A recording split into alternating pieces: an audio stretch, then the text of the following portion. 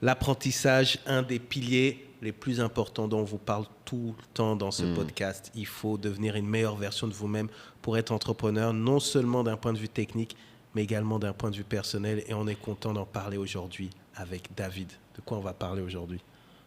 On va parler d'apprentissage, de comment apprendre, développer des compétences, devenir la meilleure version de soi-même, mais aussi d'ikigai, de raison de se lever le matin, de raison d'être. Mais on va aussi parler un petit peu d'anecdotes personnelles. De Cailly, soyons précis. Donne les infos. Voilà. Parce que David a du très lourd sur Cailly. Surtout si vous restez à la fin, il y a une pépite que Cailly nous livre. Donc arrivez jusqu'à 1 minute 48 ou juste avancez jusqu'à la fin parce que c'est très doux. Mais tout au long de l'épisode, David va aussi mettre beaucoup de termes précis. C'est ce que tu as aimé, toi. De références et de sources. Non, mais les gens veulent ça. Les gens viennent pour des actions. Nous, on peut vous donner la pratique, ce que nous, on a expérimenté. Mais parfois, il faut l'expertise. Il faut l'expérience, la formation. Et surtout, je pense qu'il y a un gros point pour moi qui est les références. Ça montre que ce qu'on vous dit, c'est des choses qui sont scientifiques, qui sont connues. Nous, on l'a peut-être juste expérimenté, mais David va vous partager la théorie derrière, les références et comment aller plus loin pour l'appliquer Vraiment des à outils vous. actionnables. À vous. Donc, suivez jusqu'au bout. Ouais. Donc, Entrepreneur State of Africa, le podcast qui dit tout haut ce que les entrepreneurs pensent tout bas, avec l'homme que l'on nomme Kofi, le nom de Seb.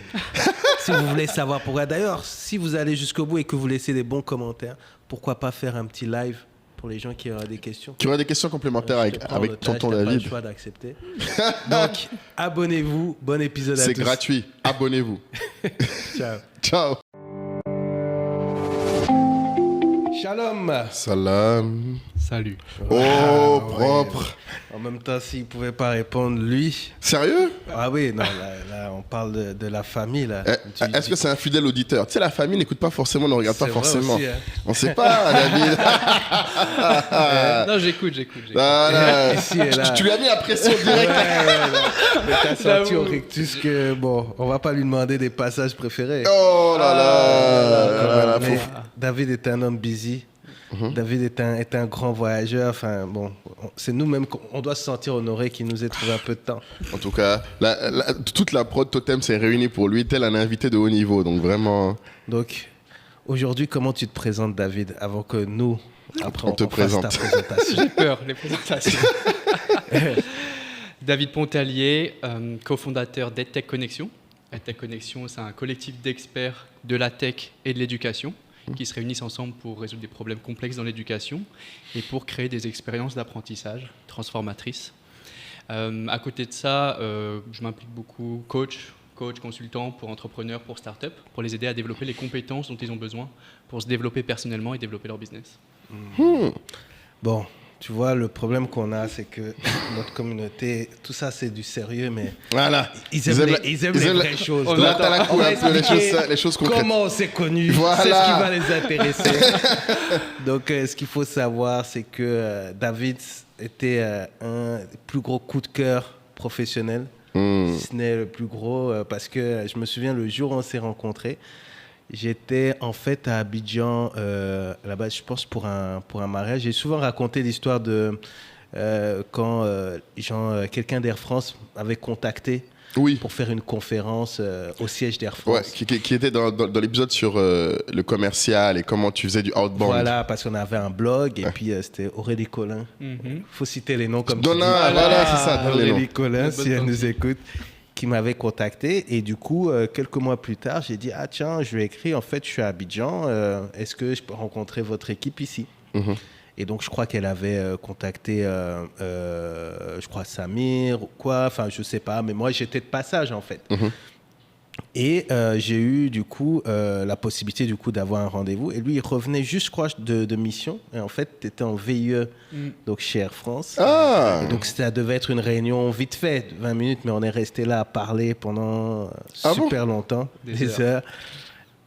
Parce qu'en fait, bon, je pense qu'aussi, lui, il était aussi à la com France et qu'il avait, justement, il avait cette envie de de dynamiter le marché du digital, etc., et qui ne trouvaient pas forcément d'acteurs et tout ça. Donc, on avait plein de références en commun. On a parlé de Tonje, d'AfroStream, plein d'amis en commun.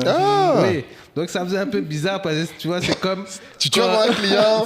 Non, mais en fait, comme, tu sais, quand tu vas voir une go, puis tu veux plus la lâcher, puis vous êtes à l'ascenseur, mais il faut quand même rester... Oui, mais on parce que encore très vite. Oh, c'est mignon. Au revoir. Et du coup, à partir de là, une grande amitié s'est créée.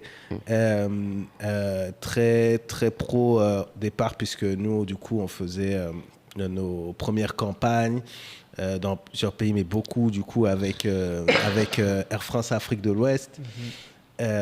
Donc, et voilà, et David participe déjà à ce moment-là beaucoup à l'histoire de Totem parce qu'il nous challenge énormément. Ah bon? Je pense qu'il y a un aussi, client difficile. mais, pas juste difficile, mais en tout cas poussé. En fait, quand on voit une V1, tu sais que ce sera la V1. Ah, tu sens qu'il va y avoir du truc. C'est bien pour une V1. Voilà. C'est bien pour une V1. Et tu sais déjà, tu vois. Donc, tu dis, envoyer déjà, tac, tac, tac, aller plus loin, aller plus loin, aller plus loin. C'est lui aussi qui nous avait vraiment poussé à aller sur format très court, qui t'a enlevé beaucoup de choses dans les contenus. Je me souviens qu'on avait fait certaines campagnes où non seulement on faisait des contenus courts, mais le wording qui venait avec, où tu as envie d'expliquer pourquoi tu as fait la campagne, tout ça, on disait non, on n'écrit qu'une question. Tu vois, juste une question. Et vous, qu'auriez-vous fait? Tu vois, ce genre de choses ou quoi. Et je pense qu'aujourd'hui, les campagnes comme, que ce soit Histoire du voyage ou l'anniversaire d'Air France, etc., il y a encore aujourd'hui des gens, quand je vais en rendez-vous, qui nous parlent de cette campagne. Je t'ai dit que vous mettiez vos campagnes sur YouTube, que les gens voient. Oui, parce que là, ils trouvent qu'on ne met pas assez en avant nos travaux. Mais surtout que pour la petite histoire, cette campagne qu'avait fait Totem pour Air France, ça avait été la campagne la plus virale et la plus vue dans tous les pays d'Air France, en fait. Quoi? Avec un budget peut-être de 10% du budget qu'il y a dans d'autres pays. Ça, c'est quelle campagne, ça? Ça, c'est les vrais interlocuteurs. Tu vois, quand ça on mettra le lien. Voilà, mettez le lien, parce que moi, je veux voir la campagne. Parce que m'a percé. Non, c'est ça. Et même la campagne d'après, donc Magic Africa. Magic Africa, celle-là, je l'ai vue. Ouais. Avec le hashtag où il y avait toute la terre entière qu'il a repris, tous les influenceurs, etc. Ça, je me souviens. Et la petite histoire, celle-là, ça a été jusqu'à... je sais que chez Air France, ils font des championnats du monde de meilleures campagnes. Ouais. Genre, en gros, ils font des awards en interne. Donc, par exemple, dans toute l'Afrique, dans toute l'Amérique latine, Amérique du Nord, ils vont faire une compétition. Quelle est la meilleure campagne? Donc, après, tu vas au siège et tu as la meilleure campagne. Donc, tu as 5 meilleures campagnes de chaque continent. Wow. Et puis, il y a une compétition. Wow. Je crois que Magic avait été finaliste, finalement. Et avait... finaliste monde. Wow. Ouais. Parce que je crois, après, il manquait peut-être la dimension sur business, peut-être, au truc. Mais voilà, donc... voilà. Mais, donc, ça, c'est la première partie de notre relation. Parce que, en fait, le rapprochement a été plus loin, puisque ensuite, après Air France, David a rejoint Totem. C'est ça, il a rejoint Totem en tant qu'associé, avec une vision qu'on avait sur l'influence. Sur l'influence, où on vraiment aller très loin. Donc, c'est là aussi où on a pas mal discuté, je pense, avec Moulay. On voulait aller très loin sur l'aspect technique. Plateforme. Vraiment avoir cette plateforme-là. On a fait une version, comment vous appelez ça là? Bêta? Un MVP. Bêta, voilà, MVP. Exactement. Qui demandait quand même pas mal de travail manuel, mais qui nous a permis de quand même capter beaucoup de contacts, d'influenceurs, donc de réaliser beaucoup de campagnes. Après, on a fait des packs, après, on a fait pas mal de choses. On a poussé, on a pitché, on a fait, voilà. Et puis donc, après, c'est à ce moment-là, je dirais, que, et c'est là aussi où c'est intéressant, parce que c'est un peu l'objet de la discussion aujourd'hui, où David a ressenti, et là c'est toi qui dois raconter, tu as ressenti, je pense, un peu sur ce milieu à com où lui il était depuis plus longtemps que nous tous, depuis très longtemps. Petit à petit, sentais plus forcément l'envie d'être dans cet environnement-là, la communication. Donc, est-ce que tu peux peut-être nous replonger là? Ouais. Qu'est-ce que tu reprochais à la com? Voilà. J'ai résumé en 2 minutes, quelques années. Des années de réflexion. Mais David, c'est intéressant. J'ai rien à reprocher à la com, mais personnellement, j'avais besoin de me réaligner. De me réaligner entre mes valeurs, ce que j'avais envie de faire de mes journées. Avec Kai, on travaillait beaucoup, on habitait ensemble. C'était la première villa totem à Abidjan. Allez. On était aussi coloc, oui, ça j'ai pas dit. On était coloc aussi. Associés, donc t'imagines. Les longues conversations. Comme toi avec Kader. Exactement, ouais, c'est sûr. Pareil, donc les longues conversations jusqu'à 2h du matin, wow. Les week-ends, jamais de pause. Voilà, expérience entrepreneuriale. Ma première expérience entrepreneuriale. Excuse-moi, aussi. David, parce que j'avais oublié cette partie-là, mais c'est important parce qu'en fait, là, il rappelle souvent le côté obsessionnel que tu dois avoir au départ et qui est difficile dans l'entrepreneuriat et que parfois les gens ne sont pas prêts à faire. En fait. C'est ça, c'est très demandant l'entrepreneuriat, vous en parlez beaucoup. Et pour tenir la distance, c'est essentiel de savoir pourquoi on le fait et d'être aligné, en fait, je pense. Pour mettre tant d'énergie dans quelque chose, il faut savoir pourquoi on le fait. Et moi, cette expérience avec Totem m'a confirmé que l'entrepreneuriat, c'est ce que je voulais faire. Mais si je voulais mettre autant de temps, d'énergie dans ça, il fallait vraiment que ce soit dans ce qui me plaît. Et ce qui me tient à cœur, c'est l'éducation, depuis toujours. Donc c'est ça que j'ai Depuis toujours, tu dirais, l'éducation? Ouais, depuis toujours. Enfin, l'apprentissage plutôt, depuis toujours. L'apprentissage, ouais. L'apprentissage. Depuis toujours, j'étais un curieux, un avid learner. Les premiers MOOC, quand c'est sorti, pour moi, ça a été mind-blowing de pouvoir suivre des cours de Harvard sur Coursera en 2011, 2012, etc. Les MOOC, c'est quoi pour les ignorants? Je sais que c'est évident pour toi, excuse-moi, mais là, le peuple écoute aussi, donc aide-nous. MOOC Massive Open Online Courses, des cours ouverts en ligne en masse. Et donc, ça a été les premiers cours ouverts des grandes universités. Ça a commencé avec Harvard et MIT, où tout un chacun, on pouvait depuis Abidjan se connecter et suivre un cours de Harvard. C'était une révolution à l'époque, 2011. Donc ça, pour moi, ça m'avait vraiment... ça m'avait choqué, ça. Ça m'avait choqué, quoi. De pouvoir suivre le prof de Harvard depuis chez moi, de mon quartier, en banlieue parisienne et tout, c'était vraiment, vraiment passionnant. Et voilà, petit à petit, l'apprentissage, ça m'a passionné. Quand j'étais à Abidjan avec Totem, de plus en plus, on était sollicité pour intervenir dans des incubateurs, des accélérateurs, faire un peu du mentoring, etc. Donc cette partie aussi transmission, ça me parlait.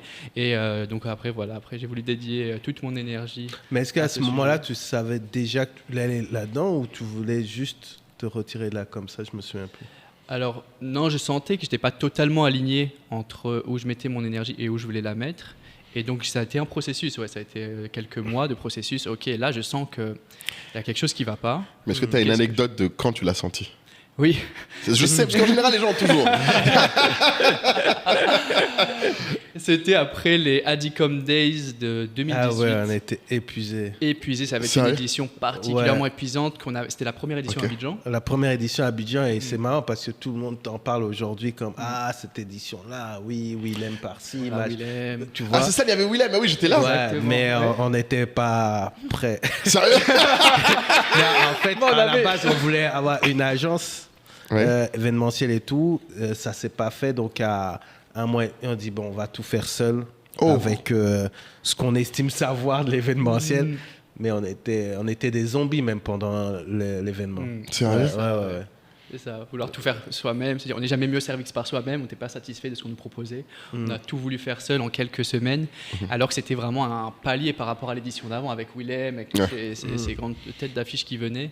Et donc, mais oui, c'est l'édition, vous aviez même les émoticônes, les emojis, les emojis dans la salle. Ouais, elle était sérieuse celle-là. Ouais, je me souviens. Ouais, non, c'était... Et puis il y avait plein de side events avec le premier show en live de Willem, au Majestic. Et ça a été non-stop pendant 2 semaines, on dormait pas, etc. Et je suis sorti de cette édition des Adicom Days complètement épuisé, au bord de ce qu'on appelle le burn-out, je pense. J'avais pas le terme à l'époque, mais en parlant, ça y ressemblait beaucoup. Et après ça, en fait, je pouvais plus ouvrir mon ordinateur. Je ne pouvais plus regarder un mail de client, de partenaire. J'avais un rejet physique, en fait. Vraiment, sérieux? genre des migraines dès que j'ouvrais l'ordinateur, fatigue, j'arrivais pas à me lever, etc. J'essayais de faire l'effort parce qu'on avait déjà des premiers employés, etc., de me lever et tout, mais vraiment, ça me coûtait. Et je me suis dit, mais pourquoi je suis dans cet état-là? Et je pense que cet état de fatigue, qui est en fait juste un état de fatigue, la fatigue, m'a fait remettre en question, un peu crise existentielle, mais pourquoi je suis dans cet état-là? Ça va pas. Et à tout remettre en question toute ma vie. Quoi. Ok. Donc, je me suis dit, je peux pas continuer comme ça. J'avais 26 ans à l'époque. Je me suis dit, attends, je suis jeune, je peux pas être dans cet état de fatigue. Moi, déjà, je suis là pour le long run et tout. Ouais. Donc voilà, remise en question. Donc ça a été l'élément déclencheur de tout ce processus de remise en question et de réalignement. Ouais, mais moi, ce qui m'intrigue toujours quand les gens disent ça, c'est du coup, par quel cheminement tu reviens à ça a toujours été intéressant pour moi, l'apprentissage. Ouais. Parce que bon, là, je vais faire une Steven Bartlett, maintenant que j'ai le livre de Dare of a CEO qui est là. Il demande souvent aux gens, quelle est l'expérience la plus ancienne dont tu te souviens qui montrait déjà ton intérêt pour cette mission de l'apprentissage? C'est à 2 ans et demi. Allez, on remonte loin là, on est bon là. On remonte très loin. Sérieux? Ouais, ma mère, elle s'est dit... faut que mon fils il parle anglais et tout. Donc dès qu'il est jeune, là, je vais le mettre à une école anglaise avant même la petite section de maternelle. Elle m'a mis c'est chaud, 2 ans à et demi. une sorte de pré-maternelle à 2 ans et demi en anglais. D'anglais. Je vivais à Tahiti à l'époque. Ah, sérieux? Ouais, j'ai grandi à Tahiti jusqu'à 8 ans à peu près. Et elle m'a mis dans cette école d'anglais et ça m'a marqué parce que j'arrive dans une école où on parle en anglais, c'est une nouvelle langue. Et je ne peux pas l'analyser parce qu'à 2 ans et demi, on n'a pas d'analyse et tout, mais je sais que ça m'avait complètement perturbé, mais en même temps excité. J'étais surexcité. Ah, t'étais surexcité. Ça, c'est rare. Parce qu'en général, les enfants à 2 ans et demi, un changement comme ça, ils sont pas forcément... Après, j'avais une petite tendance à hyperactive, etc. Donc, mais déjà, de base, j'étais excité. Mais là, j'étais surexcité. Je rentrais de l'école, j'étais comme un fou. Parfois, vraiment... surexcité pour me calmer. Dis-toi, mon père, il devait me mettre dans la douche froide pour me calmer. Sérieux? Tellement le gars était bouillant. Je disais, c'est ça. Je disais, j'ai appris ça.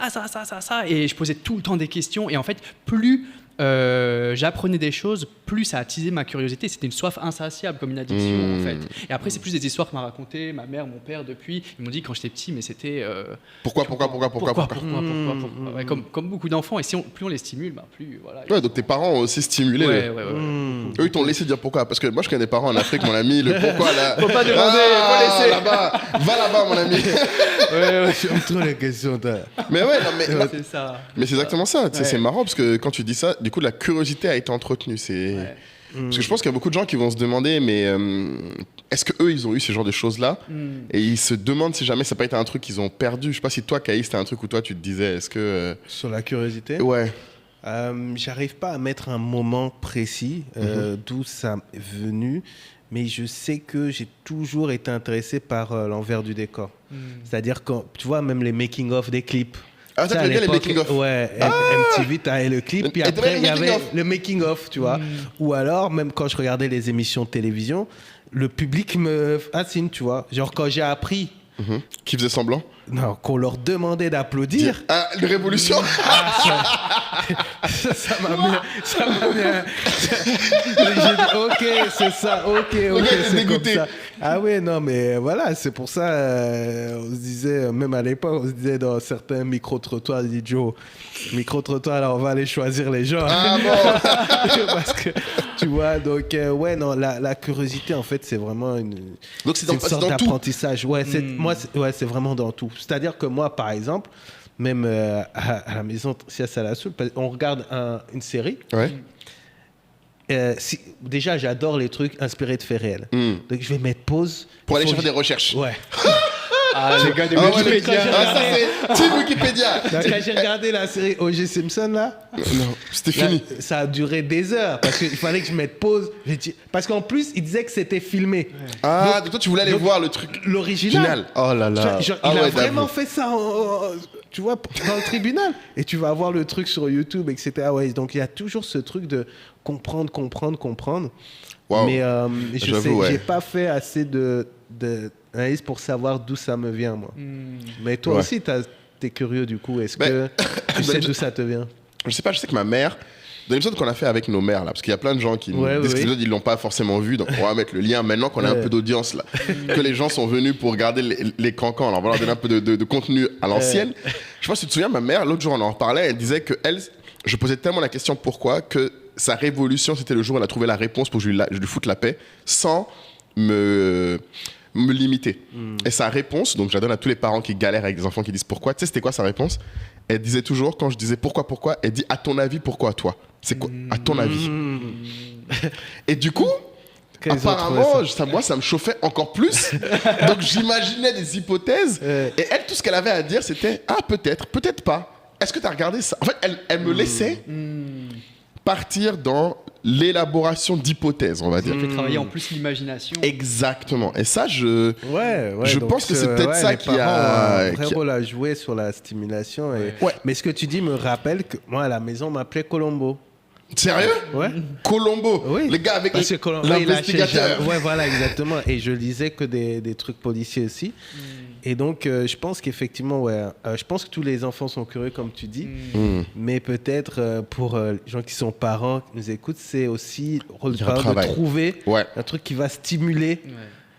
Et pas éliminer en fait cette curiosité, mais la stimuler. Surtout que le système éducatif francophone particulièrement ne pousse pas cette curiosité assez, enfin, de plus en plus, hein, ça change quand même. Mais par exemple, je me souviens d'un commentaire que j'avais eu sur mon bulletin de notes d'une maîtresse qui me disait élève brillant mais pose trop de questions. Quoi? Comment une maîtresse peut dire ça?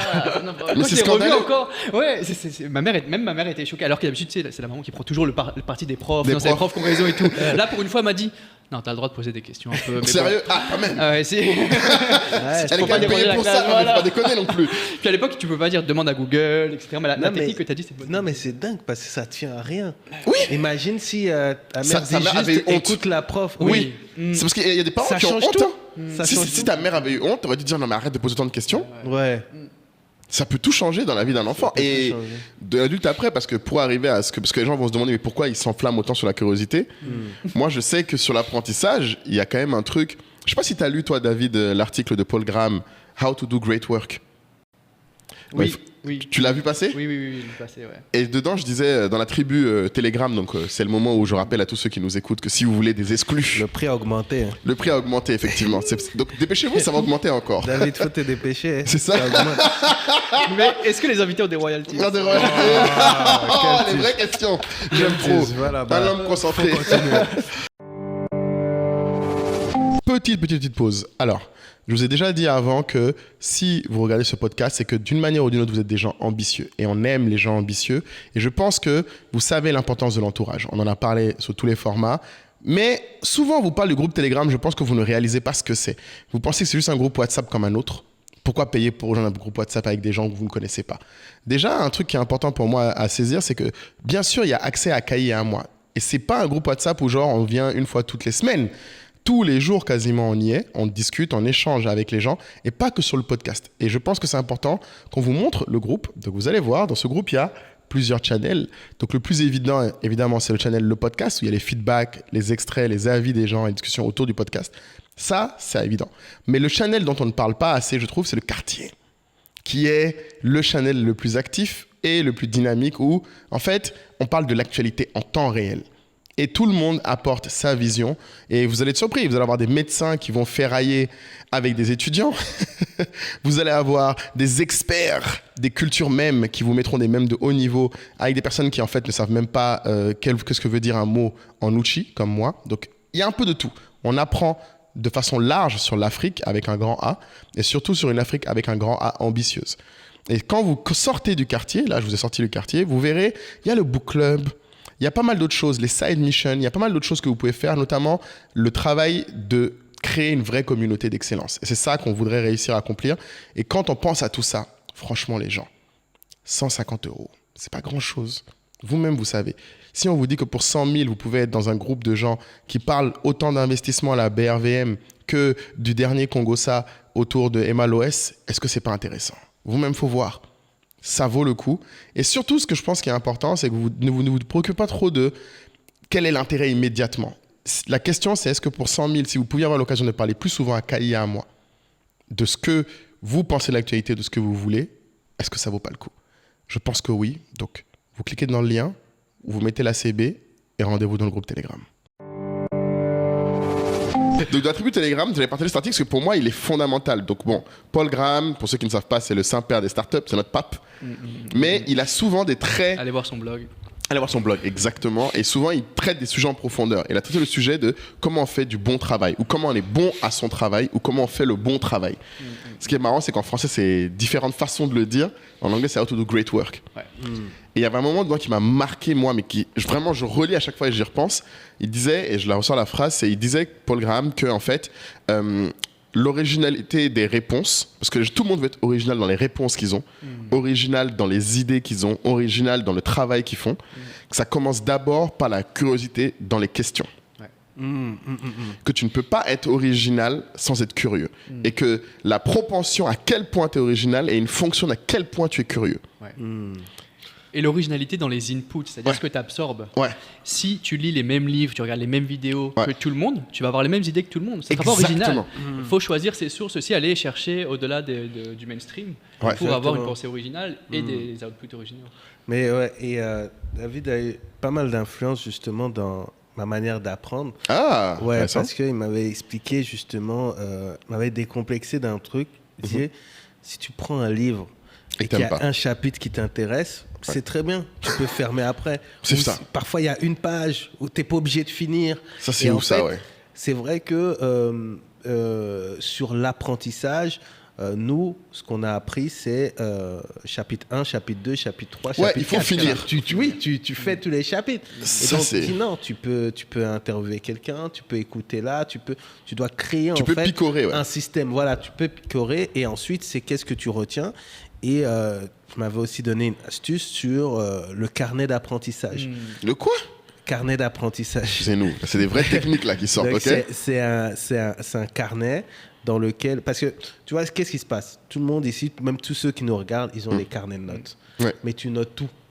Tu notes tes rendez-vous, tu es en réunion, tu notes ta to-do. Tu vois, en fait, c'est plus un truc où tu te défoules, tu vides ton cerveau dessus. Et donc, l'idée, c'était et du coup, depuis, j'ai créé même des carnets. Bon, après, maintenant, je le fais plus avec l'iPad. Mais des carnets qui sont dédiés à une fonctionnalité. Ce qui fait que tu as envie de les relire. Parce que quand tu défoules tout, tu ne relis jamais tes carnets. C'est vrai que là, il y a une mission qui est d'avoir envie de le relire. Exactement. Donc, quand je prends mon carnet d'apprentissage, quand je regarde une vidéo YouTube ou une vidéo de masterclass ou que je lis un livre, etc., du coup, il va y avoir... moi, je crée une colonne. À gauche, je mets une question. Et à droite, je mets résumé d'une réponse. Et surtout, ce qui est important, parce qu'en fait, je me souviens très bien de ce que j'avais dit à David, c'est que ce qui me saoulait un peu, ce qui commençait à me saouler dans ma manière de consommer du contenu et d'apprendre, c'est que j'avais l'impression que je regardais plein de trucs, je lisais plein de trucs, mais au final, qu'est-ce que je retiens ? À quoi ça me sert? Tu vois, un peu la même question que je me suis posée parfois quand je regardais trop de foot. Je me dis, mais au final, je me souviens même pas du match en fait. Tu vois. Tellement t'en as vu. Qu'est-ce que tu vois? Et donc, c'est là où le danger vient, où cette consommation de contenu devient comme un divertissement. C'est plus de l'apprentissage, c'est un divertissement. Tu écoutes par habitude. C'est comme les gens qui écoutent les informations systématiquement, mais ils se rendent pas compte que ça les divertit en fait finalement. À la fin, ils en retiennent pas grand-chose. Ils en retiennent rien. Donc, du coup, l'idée, c'est de se dire, ok, j'ai regardé cette vidéo, interview de David Laroche avec je ne sais qui, ça a duré 1h30, 2 heures. J'ai envie de retenir 3 choses, ou même 2 choses. Et ces choses-là, je les note, tu vois, de telle sorte que moi, mon carnet d'apprentissage, c'est encore meilleur que tous les livres que je peux lire. Quand je retourne dedans, je peux voir, tu vois, des éléments. Et je pense que, tu vois, j'ai toujours pensé avoir une très bonne mémoire, etc. Mais... Non, pas à ce point-là. Ouais, pas à ce point-là, tu vois. Parce qu'en fait, la mémoire, comment ça fonctionne? Il faut renforcer. C'est des connexions neuronales, la mémoire. Et pour la renforcer, il faut pratiquer. Si tu absorbes un contenu une fois, ça va rester quelques jours, tu vas oublier. Si tu as pris des notes sur ce contenu, tu vas retenir un peu plus longtemps. Si tu as travaillé sur ce contenu, posé des questions avec des réponses, ça va rester un peu plus longtemps. Si tu relis ça va rester plus longtemps. Mais surtout, si tu pratiques, ça va rester longtemps. Tu regardes une vidéo, comment faire du vélo. Tu vas pas savoir faire du vélo. Par contre, si tu fais du vélo régulièrement tous les jours, petit à petit, tu vas savoir en faire. Bon, là, il a dit comment faire du vélo, mais son exemple le plus précis, tu vois, c'est si tu regardes une vidéo comment draguer, tu vas pas savoir comment draguer. Sérieux? Il sort ça souvent alors, David? Non. Ça, c'est les vrais sujets, David. Tu sais qu'on aime ça ici. C'est ça qu'on veut, David. Ça date à son audience. À l'époque, on était célibataires. À l'époque, on était célibataires, il disait. C'était ça le sujet. À l'époque, on était célibataires, on trouve des exemples pertinents.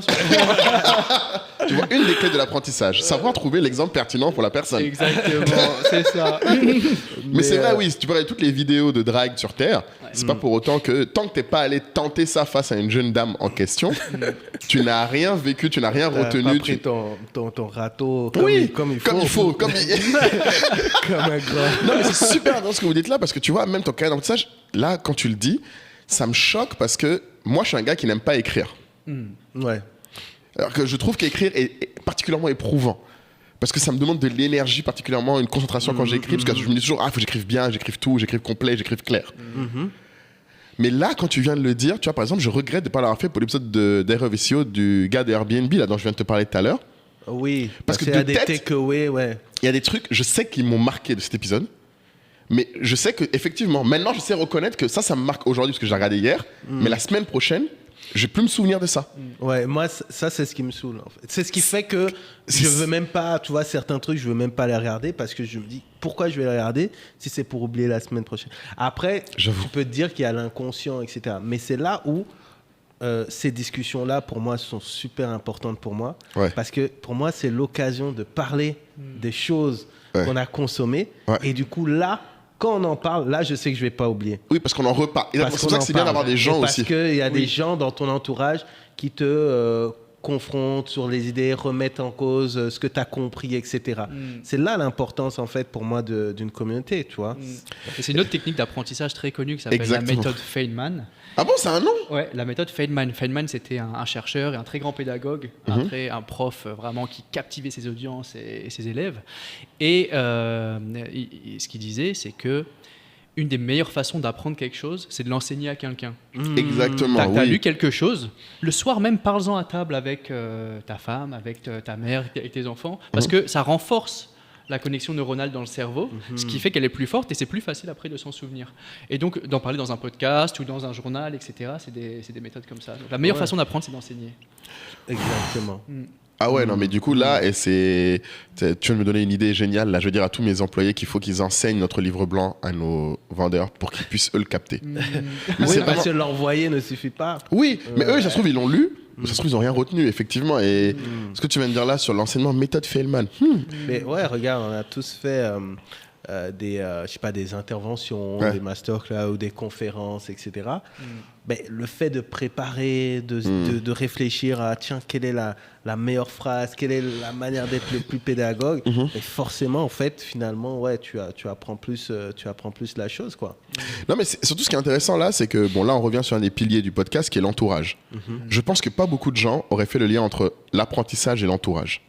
Oui, parce que l'apprentissage est souvent vu comme étant un truc personnel, individuel.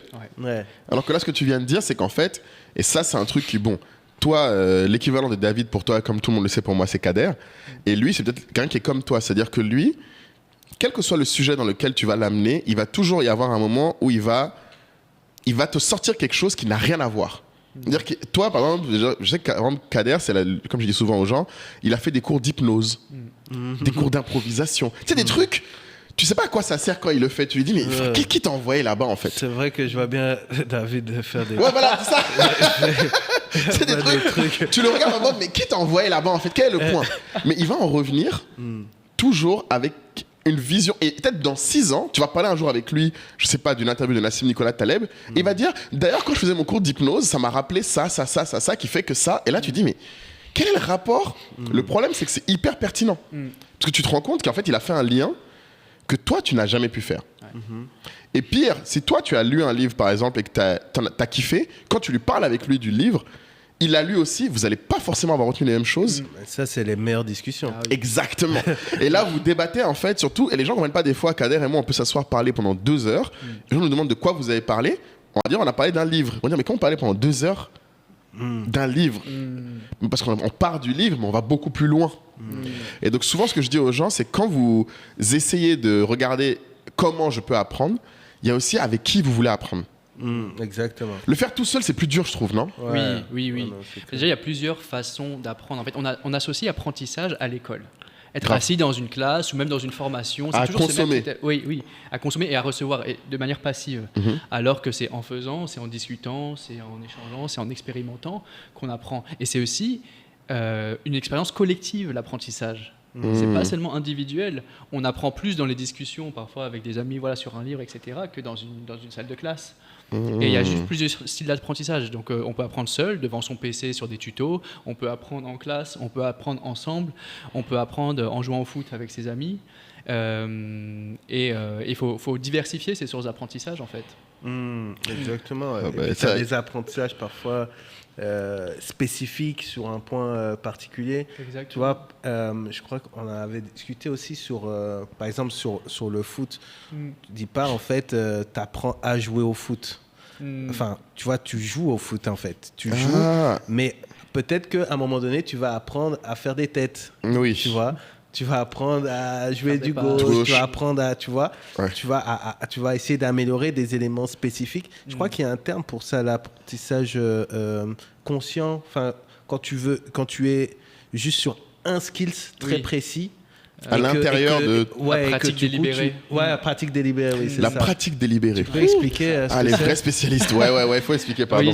Oui, c'est une façon aussi d'apprendre plus rapidement, c'est de se dire, bon, là, je veux apprendre, par exemple, à jouer au foot. Je vais devenir un meilleur joueur de foot. Au lieu de se dire, je vais juste aller jouer au foot chaque samedi, c'est bien, mais je vais dire, je vais améliorer chaque partie de mon jeu. Je vais améliorer mes passes, mon jeu de tête, mais parfois tout seul, faire des jongles chez moi, etc. Et c'est délibéré parce que je me suis déjà mis l'objectif, je veux apprendre ça. Donc c'est déjà se mettre un objectif d'apprentissage. Fixer un objectif d'apprentissage. Très important. Ensuite, une stratégie pour l'atteindre. Et puis un système d'apprentissage pour nourrir cette stratégie. Donc le carnet d'apprentissage, par exemple, les contenus qu'on va consommer, peut-être s'abonner aux newsletters ou aux comptes qu'on veut vraiment suivre et se désabonner des choses qui ne nous apprennent rien, etc. Donc avoir tout un système d'apprentissage pour délibérément en fait, apprendre. Donc, Mais ce qui est important de souligner quand on est dans une pratique délibérée, c'est qu'il faut parfois accepter de régresser. Ouais. Si tu prends l'exemple de Stephen Curry, qui est genre le recordman en termes de 3 points. Ouais. Mais si tu regardes son histoire, il y a un moment où il a décidé, OK, je vais être le meilleur en 3 points. Mais qu'est-ce qui s'est passé ? C'est que pour apprendre sa technique, qui aujourd'hui lui permet d'être le meilleur, il a dû accepter que pendant des mois, voire des saisons, il a été moins bon parce qu'il était en train de développer une nouvelle technique qu'il savait que s'il la maîtrisait, le rendrait plus fort. Ah bon ? Ouais, exactement. Et c'est aussi Tiger Woods qui a ce même exemple où en fait sur sa façon de swinguer, il gagnait déjà des tournois et il a accepté en fait pour améliorer, pour être encore plus performant, il s'est dit il y a une technique de swing qui est meilleure. Mais pour adopter cette technique-là, il y a un temps. Il a dû désapprendre sa manière de faire actuelle, apprendre la nouvelle façon. Et quand il est revenu encore plus fort qu'il était. Mais il a dû accepter que pendant un moment, il était moins bon. Ouais. C'est ce qu'on appelle le beginner mindset, l'état d'esprit Et du on a débutant. des termes aujourd'hui. Je t'ai dit, on ramène les spécialistes, c'est ça, les gens vont dire, on bosse bien. Ça comment? Attends, on va dire. Mais parce que Là, nous, tu vois, nous, on aurait été là, on aurait juste balancé nos trucs. David est là pour dire, bon, messieurs, ça s'appelle comme ça, votre truc là. C'est ça. Voilà. Ça s'appelle comment? Beginner mindset, l'état d'esprit du débutant. Ah, oui, en fait, quand on veut oui. apprendre quelque chose, un des premiers freins à l'apprentissage, c'est de croire qu'on sait déjà. Waouh, ouais, c'est Donc, vrai. c'est la métaphore de la tasse de thé d'Assalfo. Ah, C'est exactement ça. Tu l'as vu? Voilà. Parce que d'ailleurs, cet regarde extrait, on l'a pas encore posté là, on va bientôt le mettre, mais c'est très bien que tu l'as marqué cet extrait là. c'est un faux que j'ai connu grâce à David Sérieux? à l'époque. On va pas refaire l'histoire, mais intéressant, très bien. Voilà, donc c'est cette métaphore. Quand on croit qu'on sait déjà, on peut plus remplir la tasse parce qu'on est déjà plein Rempli. de connaissances, trop rempli. Donc, la première étape pour apprendre quelque chose, c'est de se dire, je suis un débutant, je sais rien. Je sais rien sur ça, j'accepte de mettre mon ego de côté et je m'y mets. qui est déjà une grande étape. Qui est très dur, ouais. Parce qu'objectivement, surtout en général, quand les gens veulent apprendre quelque chose, c'est parce qu'ils ont envie d'obtenir quelque chose. Et souvent, c'est parce qu'ils ont déjà quelque chose, ou qu'ils s'en approchent, ou qu'ils sont dans le domaine. Ou en tout cas, ils ont une perspective sur le sujet. C'est rare que les gens veulent apprendre un truc où ils connaissent rien. Non, mais par contre, c'est un super pouvoir quand tu kiffes Apprendre. être débutant. Là, c'est un super pouvoir. Parce que tu dis, tu vas au cours de salsa, t'as 80% qui vont dire, ah non, je connais pas. Parce qu'en fait, c'est désagréable pour eux. J'ai 30 ans, je peux pas être nul. Tu vois, je peux pas débuter un truc. D'autres vont dire, ça va être trop marrant, je vais recommencer. Nul, et puis je vais m'améliorer. Ouais. C'est pour ça qu'avec l'âge, on a de plus en plus de mal à apprendre. C'est parce qu'on croit qu'on sait des choses. Ouais. Et on a un ego qui se développe, etc. Les enfants, ils apprennent très vite parce qu'ils n'ont pas ça. Ouais. Les enfants, ils testent et ils savent qu'ils sont nuls quand ils commencent, mais ils s'en foutent. Ils n'ont pas la notion de nul. Il n'y a même pas la notion de nul. C'est juste qu'ils sont là, ils ont envie, et puis c'est parti, mon kiki. C'est après qu'on leur a dit à l'école, non, t'as 0 sur 20, t'as machin qui se disent qu'ils sont nuls. Et après, ils ont cette peur de l'échec, etc. Mais comment tu peux faire alors si tu as en face. Des gens qui nous écoutent qui disent ouais mais bon moi c'est difficile pour moi, je peux pas recommencer des trucs, j'ai déjà passé beaucoup de temps et puis j'ai 42 ans, je vais pas commencer à être débutant. Qu'est-ce que tu peux dire à ces gens-là? Je pense que la première question, c'est pourquoi vous voulez apprendre ça. C'est à quel point tu en as besoin, quelle est ta motivation derrière. Comme dans tout, parce que si c'est juste là c'est vrai que faut que j'apprenne un peu à courir parce que il faut. Au bout de 2 semaines, tu vas arrêter. Mais si tu as vraiment une motivation, tu te dis vraiment avant mes 40 ans, je vais faire un marathon, c'est un objectif de ma vie, ça me permettra de prouver des choses à moi-même, ça me permettra de rendre mes enfants fiers à la ligne d'arrivée, ça permettra de me dépasser mentalement et d'être meilleur dans tous mes autres domaines. Tu vas savoir pourquoi le matin où c'est dur, où tu n'as pas envie d'aller courir, tu vas te rappeler pourquoi tu veux le faire. Donc la première chose, c'est la motivation, l'objectif, pourquoi tu veux apprendre. Et en général, ce qui marche bien, c'est que soit ce qu'on appelle la motivation intrinsèque, ça vient de toi, pour toi, tu as envie de le faire, et tu combines ça avec une motivation externe. Donc, par exemple, la pression des proches. Par exemple, t'affiches sur Insta, ok, là, je me lance ce challenge. C'est parti, je vais faire ça. Pressure, mon gars, c'est ça, la peer pressure. Je kiffe peer pressure. C'est ça qui est bon. Tu vas taper la honte si tu le fais pas. Exactement. Tu vas dire à tout le monde, quoi. Exactement. Donc, tu vas y aller le matin, tu veux pas trop y aller, tu vas dire, ah non, il y a tout le monde qui va le matin en tournant et tout. Et tu documentes, par exemple. Donc, combiner ça pour savoir pourquoi tu veux apprendre quelque chose. Une autre chose qui marche bien, c'est quand t'as pas le choix. Donc, par exemple, c'est l'instinct de survie qui se développe du cerveau. Tu arrives dans un pays, tu parles pas la langue.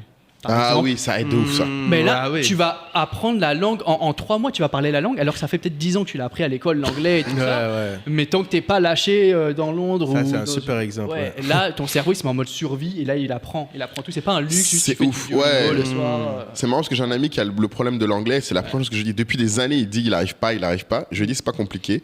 Tu prends des congés pendant 2 mois. Tu vas, comme moi j'ai fait l'anglais, je suis allé tu prends des cours pour le TOEIC par exemple, vu que c'est l'anglais business que lui voulait, mais tu fais dans un pays où tu ne connais personne et tout le monde parle anglais. Donc tous les matins tu as des cours et le reste de la journée, il va falloir que tu parles anglais, mon ami, pour manger, pour bouger. Et c'est ça qui développe. Et même, en plus, ce que tu dis est vrai parce que les gens pensent que se mettre face dans une situation dos au mur, c'est vrai quand tu es nul. Alors que même quand moi en anglais, j'avais déjà le premier TOEIC qu'on a fait, je me souviens quand j'ai fait cette époque, j'avais déjà, c'est 990 le score maximal, j'avais déjà 800 et quelques. Donc j'étais parmi clairement les meilleurs dans la classe. Et les gens m'ont dit mais pourquoi t'es là? J'ai dit non, parce que je veux être excellent en anglais. Et du coup, tous les jours, effectivement, cours de TOEIC, on préparait. À la fin, le TOEIC, j'ai eu 960 sur 990. Donc quasi un score parfait. Donc en fait, ce que tu décris est très vrai parce que les gens pensent que se mettre dos au mur, c'est que quand tu es nul. Mais des fois, c'est ce qui me manque pour passer de bon à excellent. J'avais vu un gars récemment, il documentait ça. Il s'est pris 1 an pour apprendre 10 langues.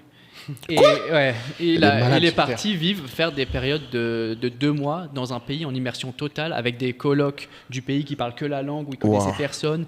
Il faisait pas de call avec ses amis, rien et tout. Donc pendant vraiment 2 mois, il était en immersion totale. Il allait faire du théâtre, il allait faire des cours de public speaking, Toastmaster, des choses comme ça. Et en 2 mois, il maîtrisait la langue et il passait au suivant. Et donc il parle 10 langues maintenant. En 1 an, il s'est dit, vas-y, je fais 10 langues, quelque chose que personne ne ferait normalement. Dans une vie. Et puis en 1 an, il a fait ça. Il parle 10 langues. Et les langues compliquées. Ça me rappelle quand tu me racontais les histoires de Tim Ferriss. Non, mais il est incroyable. Tim Ferriss, c'est le saint-père de l'apprentissage. Parce que lui, il est en plus dans la système. Pourquoi il fait tout ça, lui aussi, d'exercice? En fait, mais il explique. Ça devient une addiction après. Ouais.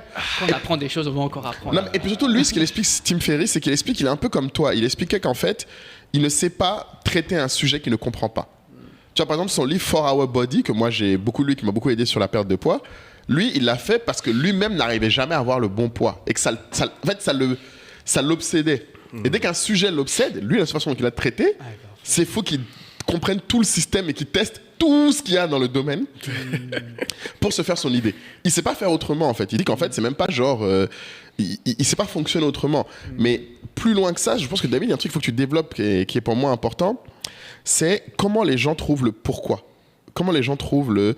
Parce que là, on rentre dans la famille Ikigai et comment les gens trouvent dans quoi ils doivent être meilleurs. Parce qu'il y a plusieurs grandes paroisses là-dessus. Moi, ma grande paroisse, je leur dis souvent, c'est il faut accentuer vos points forts. Ouais. Idéalement.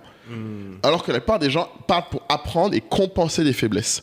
Donc, je pense que toi, tu as comme retour là-dessus un peu de ton côté. Ouais. Et aussi, peut-être, juste en introduisant comment tu t'es rapproché de cette notion d'ikigai. Ouais. Je pense que c'est toi-même qui m'en as parlé en premier. Ouais. Et c'est vrai qu'on a du coup beaucoup parlé effectivement d'apprentissage. Ouais. Mais voilà, expliquer ça, comment tu es arrivé là-dessus et puis comment on trouve le pourquoi. Ouais. Ouais, bah, c'était justement après cette crise existentielle, après les Adicom 2018, que voilà, je me suis remis en question et je cherchais des outils, de l'aide, comment, voilà. Et je suis tombé sur ce concept, l'ikigai, qui est un concept japonais. Qui est particulièrement développé sur l'île d'Okinawa. En fait, ça a été démocratisé dans le reste du monde par un journaliste qui s'appelle Dan Boetner, qui a étudié les zones bleues. Les zones bleues. Ah, les blue zones. Les blue zones, voilà. Ah oui, c'est vrai. C'est ces zones... J'ai lu ce livre qui est incroyable d'ailleurs. Ouais, il y a un TED Talk aussi que je vous invite à voir sur ces zones bleues, où c'est ces zones dans le monde où les gens vivent le plus longtemps, en meilleure santé, où il y a la plus grande concentration de centenaires. Ouais, de longévité en qualité. Et qualité, voilà. Les deux. Ça. Et donc, il a étudié ces zones où il y a des centenaires qui font encore leur jardin, qui reçoivent leurs amis, etc. Et il essaie de comprendre mais pourquoi ils vivent aussi longtemps et aussi bien. Comparé aux autres, ouais. Donc, il a vu beaucoup de facteurs, notamment l'alimentation, l'exercice physique, etc. Et les relations sociales. Et les relations sociales. Le number one, en fait. Le number one, le number one avant tout le reste. Et avant la bouffe. Avant la bouffe. Avant le tout. Ouais. Et c'est vrai que ça, les gens ne se rendent pas compte. Mais lisez le livre si vous voulez. Pardon, excuse-moi. Petite side note quand même sur ça. Ouais. Il y a une étude de Harvard qu'ils ont fait sur 80 ans. Ils ont suivi des générations entières pendant 80 ans. Je l'ai vu dans les revues CEO, le gars qui a fait ça. Voilà, pour étudier un peu justement leurs critères de bonheur, etc. Et tout. Et un des grands enseignements de cette étude, c'est que les gens, le premier facteur pour prédire si quelqu'un va bien vieillir ou pas, c'est les relations sociales. Exact. Avant, est-ce qu'ils ils fumaient, ils buvaient, ils se droguaient, etc. Avant ça. Donc, tu as beaucoup de gens, par exemple, où leur santé se dégrade à la retraite parce qu'ils n'ont plus de collègues, plus de vie sociale. Ou quand leurs enfants partent, ou leur époux ou épouse décède, ou quelque chose comme ça. Dès qu'ils se retrouvent seuls, déclin très rapide, beaucoup plus rapide que s'ils fument, etc. Donc, voilà, c'était pour revenir sur ton point. Sur le blue zone. Pour revenir sur l'ikigai. Dans le livre, il en parle, du coup, c'est ça ? Il en parle, ouais. C'est bizarre, ça m'a marqué, mais ok, très bien. Ouais. Okay. Sur l'ikigai, en fait, il a une des zones bleues, c'était l'île d'Okinawa au Japon. Oui. Il y a des vieux qui vivent super longtemps, très bien. Et il s'est rendu compte qu'une des raisons pour ça, c'est qu'ils avaient cette philosophie qui est l'ikigai, qui veut dire la raison d'être, la raison de se lever le matin. Et en fait, jusqu'à 100 ans, les personnes ont toujours une raison de vivre parce qu'ils font quelque chose qu'ils aiment, pour des gens qu'ils aiment et à qui ils sont toujours utiles, quelque chose dans lequel ils sont bons, quelque chose qui est utile à la communauté, etc. Et donc, il a étudié un peu ça, ça a été démocratisé aussi par d'autres journalistes, etc. Et la version qui est devenue virale dans le reste du monde, c'est ce fameux schéma, peut-être que vous pourrez le mettre dans la vidéo. Les trois diagrammes, les trois cercles. Voilà, ce diagramme de Venn, t'as 4 Fabrice. Il t'a entendu. Où il y a 4... Pas en petit comme le dernier, hein. Faut carrément mettre... En gros, sur la tête de Caï, comme les princis là. Vas-y. Donc il y a ce schéma où on a 4 cercles. Le premier cercle, c'est ce que j'aime faire. Le deuxième cercle, c'est ce dans quoi je suis bon. Le troisième cercle, c'est ce pourquoi je peux être payé. Et le 4e cercle, c'est ce qui est utile au monde. Ouais. Et donc, au centre de ça, les 4 cercles se rejoignent. Et l'intersection de ces 4 cercles, c'est l'ikigai. C'est quand tu as raison d'être, quand tu te lèves le matin, tu vas faire quelque chose que tu aimes, dans lequel tu es bon, qui est utile au monde et qui te permet de vivre, pour lequel tu es rémunéré. Magnifique. Après, c'est pas forcément une chose, ton ikigai. Pour certains, ça allait. Par exemple, je sais pas, un chanteur, par exemple. Il aime, il est bon là-dedans, ça rend les gens heureux, il est payé pour ça. Voilà. Tout va bien. Donc voilà, Asalfo, il est dans son ikigai. Tout va bien. Mais pour certaines personnes, c'est d'autres activités. La journée, ils font quelque chose dans lequel ils sont bons payés et ils sont payés. Mais le soir, ils vont faire quelque chose qu'ils aiment. Et puis le week-end, ils vont faire quelque chose qui est utile, peut-être du bénévolat. Ah, tu peux avoir différentes parties. Ouais, différentes activités, parce que l'ikigai, c'est que globalement, dans ta vie, tu sois dans cette zone d'ikigai où tu... Là, ça enlève une pression. Ça enlève une pression de ouf aux gens. Mais oui. Parce que les 3/4 des gens ont compris ce truc en mode, il faut trouver le truc qui fait les 4. Exactement. C'est comme ça que j'avais compris au début. La pression, c'est incroyable. Bah oui. La pression, parce que tu trouves le truc parfait. C'est pour ça que je me suis dit, ah non, mais attends, tout le temps que je passe là, dans l'entrepreneuriat, il faut que je sois bien payé, que ça soit utile au monde, que ça me plaise, soit bon et tout. Et j'essaie de trouver, c'est comme ça que j'ai fait un peu mon bilan de compétences aussi, où j'ai vu que l'apprentissage, c'est ce qui me passionne. En même temps, j'ai des compétences dans la com, etc., la création de contenu, etc. Donc j'ai essayé de trouver un peu le truc parfait. Mais c'est trop de pression, en fait. C'est trop de pression et ça peut être un ensemble de choses, en fait, qui permettent de globalement avoir une raison de se lever le matin. Tu sais que le matin, tu vas faire ça, puis ça, et globalement, ta journée, tu sais pourquoi tu t'es levé. Je tiens à dire d'ailleurs que sur l'ikigai, il y a un truc que moi j'ai remarqué. Les gens parlent beaucoup de raisons de se lever le matin, mais je pense qu'il y a aussi une raison qui te permet de dormir la nuit. De bien dormir. De bien dormir. Parce que je pense que l'un des symptômes que moi j'aime bien relever aux gens, c'est souvent, tu as plein de gens qui ont l'air d'être en pleine forme, mais le symptôme qui est quelque chose ne va pas dans leur vie, c'est qu'ils n'arrivent pas à dormir. Et je dis souvent aux gens, quand vous avez des insomnies et que ça vous paraît normal de ne pas dormir, posez-vous la question, est-ce que ce n'est pas un signal de votre corps et de votre âme qui vous dit il y a quelque chose qui manque. Peut-être c'est un des 4 points, mais il y a quelque chose qui manque. Ouais, parce que quand tu te réveilles, c'est déjà une bonne nouvelle finalement. Mais c'est vrai que si au moment d'aller dormir, c'est quelque chose qui te prend, là, c'est là que tu as un problème. Et le problème, c'est que je trouve qu'on parle beaucoup des gens qui ont du mal à se lever, on en parle beaucoup de la difficulté de se lever, on ne parle pas assez de la difficulté de s'endormir. Mais je pense que c'est, quand on dit une raison de se lever le matin, je crois que c'est une image que les gens prennent comme quelque chose de réel. Mais je pense que c'est juste une image. Ouais. En fait, c'est trouve ton pourquoi. Parce qu'au final, bon, tu te réveilles, bon, bah... C'est toujours dur, hein. Moi je tiens à dire à tout le monde, faut arrêter les conneries. Non mais tu vois mon point. Même si t'es dans ton ikigai. Moi je suis dans un ikigai très puissant. Et je vous dis, ce matin là, je cherchais mon coussin, j'étais comme ça. Pourquoi un truc que David m'avait dit aussi, c'était que justement, je recherchais moi, finalement, ce sur quoi je voulais me concentrer. Tu vois, et je cherchais le truc. Et je me souviens, à ce moment-là, je lisais L'Excellence de Robert Greene. Oh, ok. Et c'était plein d'exemples de gens qui étaient excellentissimes sur une chose. Et en fait, je trouvais ça super cool de pouvoir en fait être référent absolu sur un sujet. Tu vois, parce que ça te, je sais pas, c'est sûrement ce côté longévité, tu vois, on parlera de toi après, etc.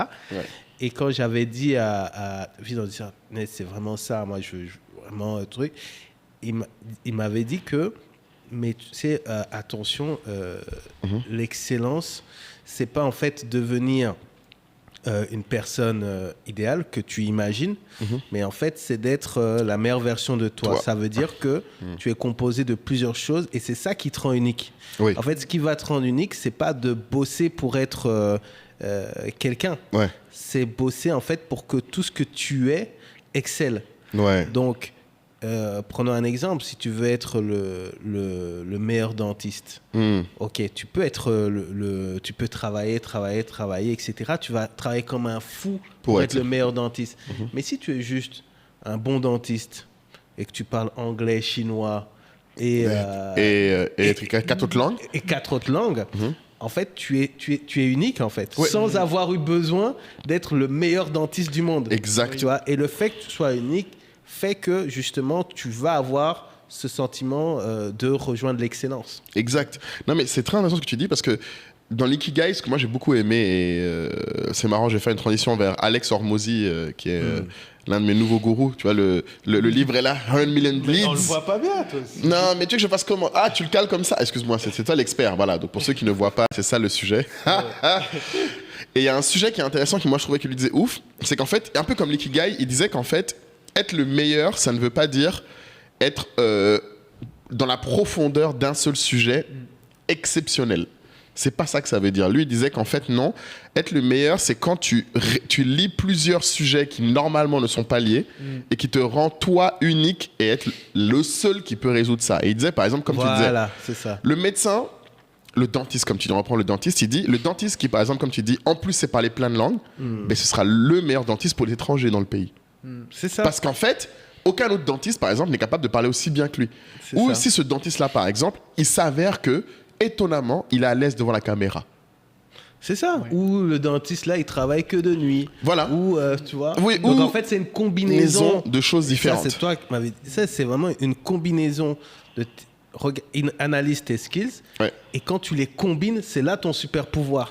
Exact. Et ce que moi, je me demandais, c'est sûr, parce que beaucoup de gens font les bilans de compétences. Ouais. Moi, personnellement, je trouve que c'est pas le truc le plus utile, parce que je trouve que c'est quand on a soi-même assez de recul sur le fonctionnement du monde, ça va. C'est-à-dire que je pense que ça te suppose de comprendre comment on fait de l'argent. Ouais. Parce que le problème des bilans de compétences, c'est que ça te dit pas comment tu fais de l'argent, ça te dit juste, mon ami, voilà ce que tu as. Et souvent, ça se base sur le passé aussi. Exactement. Voilà ce que tu as appris dans le passé, et pas sur ton potentiel. Exactement, ce que tu as envie d'apprendre. Ce que moi, je trouve qui est plus intéressant pour les gens, c'est il faut demander autour de vous dans quoi les gens trouvent que vous êtes bon. Si vous avez personne qui peut vous dire dans quoi vous êtes bon, vous n'avez pas le bon entourage. C'est un premier signal, à mon avis. Parce que des fois, il y a des gens, j'ai remarqué, quand je leur pose la question, ils disent mon entourage me trouve bon à rien.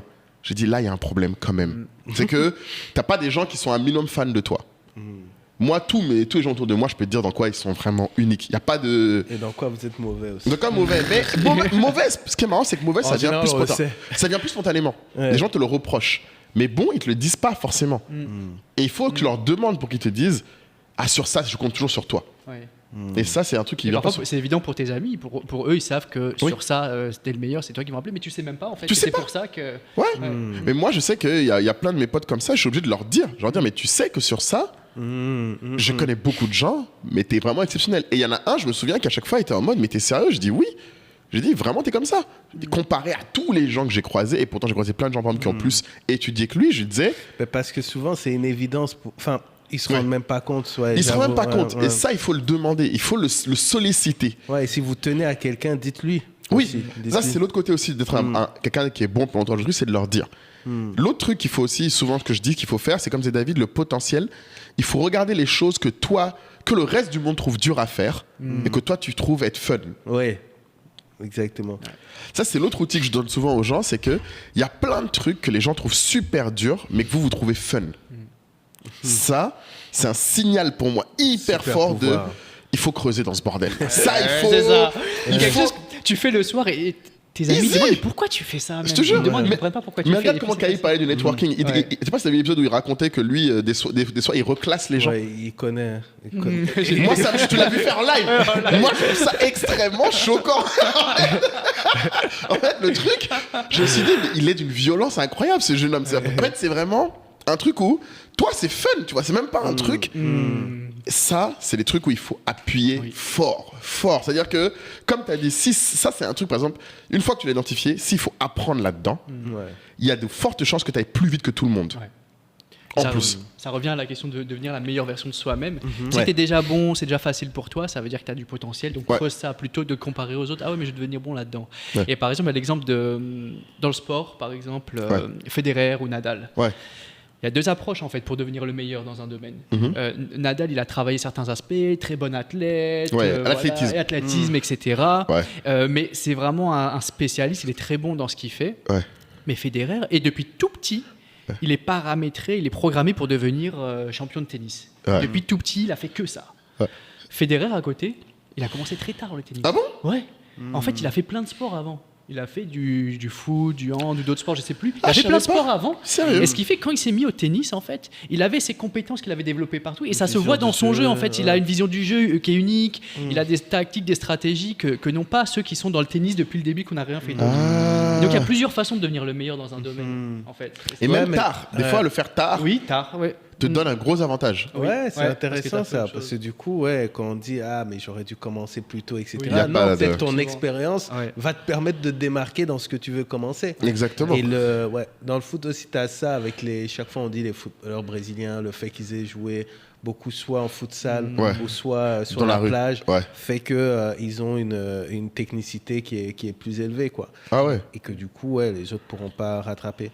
Mais David, du coup, sur Ikigai, parce que quand on tape Ikigai sur Google, on trouve le schéma, on trouve les définitions. Ouais.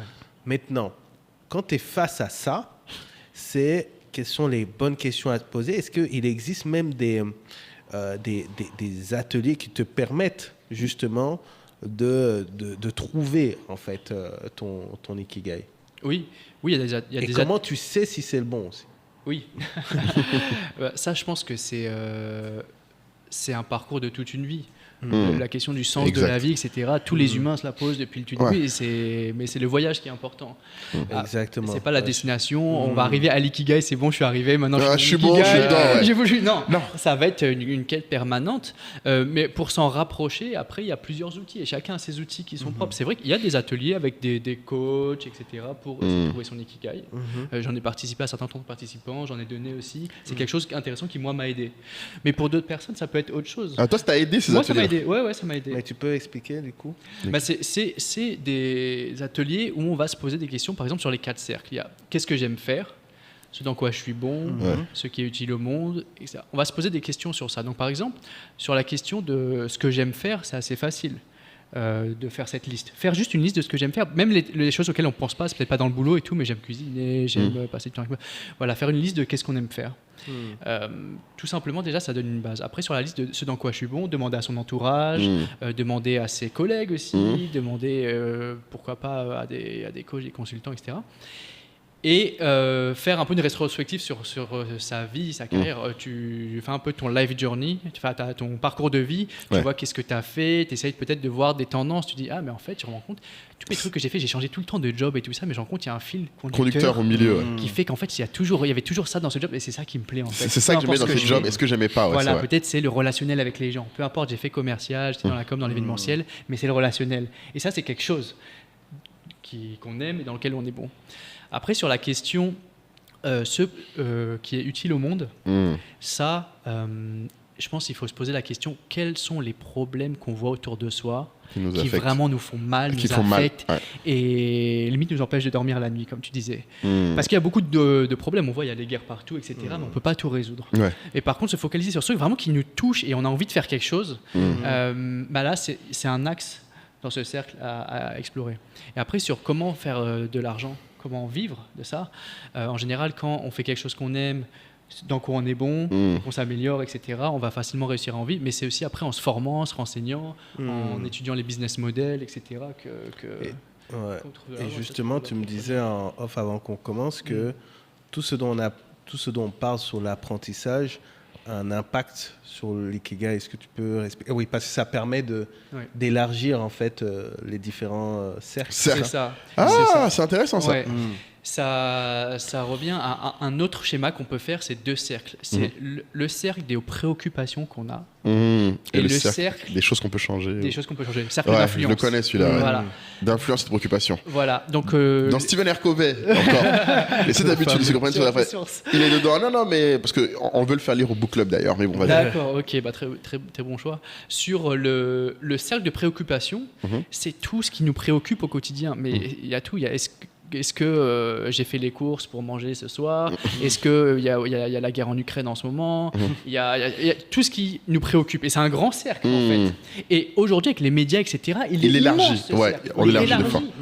Et ce qui rend malheureux les gens aujourd'hui, c'est que leur cercle d'influence est beaucoup plus petit. Exact. Ils ne peuvent pas changer le monde, ils ne peuvent pas changer la situation de la guerre en Ukraine. Il y a très peu de gens qui peuvent changer cette situation. Encore moins celle en Israël. Et encore moins celle en Israël. Et donc, aujourd'hui, on a ces gens qui peuvent avoir de l'impact dans leur communauté, etc., mais qui sont préoccupés par des problèmes qui les dépassent. Et cet écart rend malheureux. Exact. Et donc l'idée, c'est déjà peut-être un peu de réduire son cercle de préoccupation, regarder un peu moins les informations ou diversifier, regarder il y a beaucoup de gens qui font ça maintenant, qui se coupent des infos, des choses un peu négatives sur lesquelles on peut rien faire, s'en couper un peu pour réduire le cercle de préoccupation.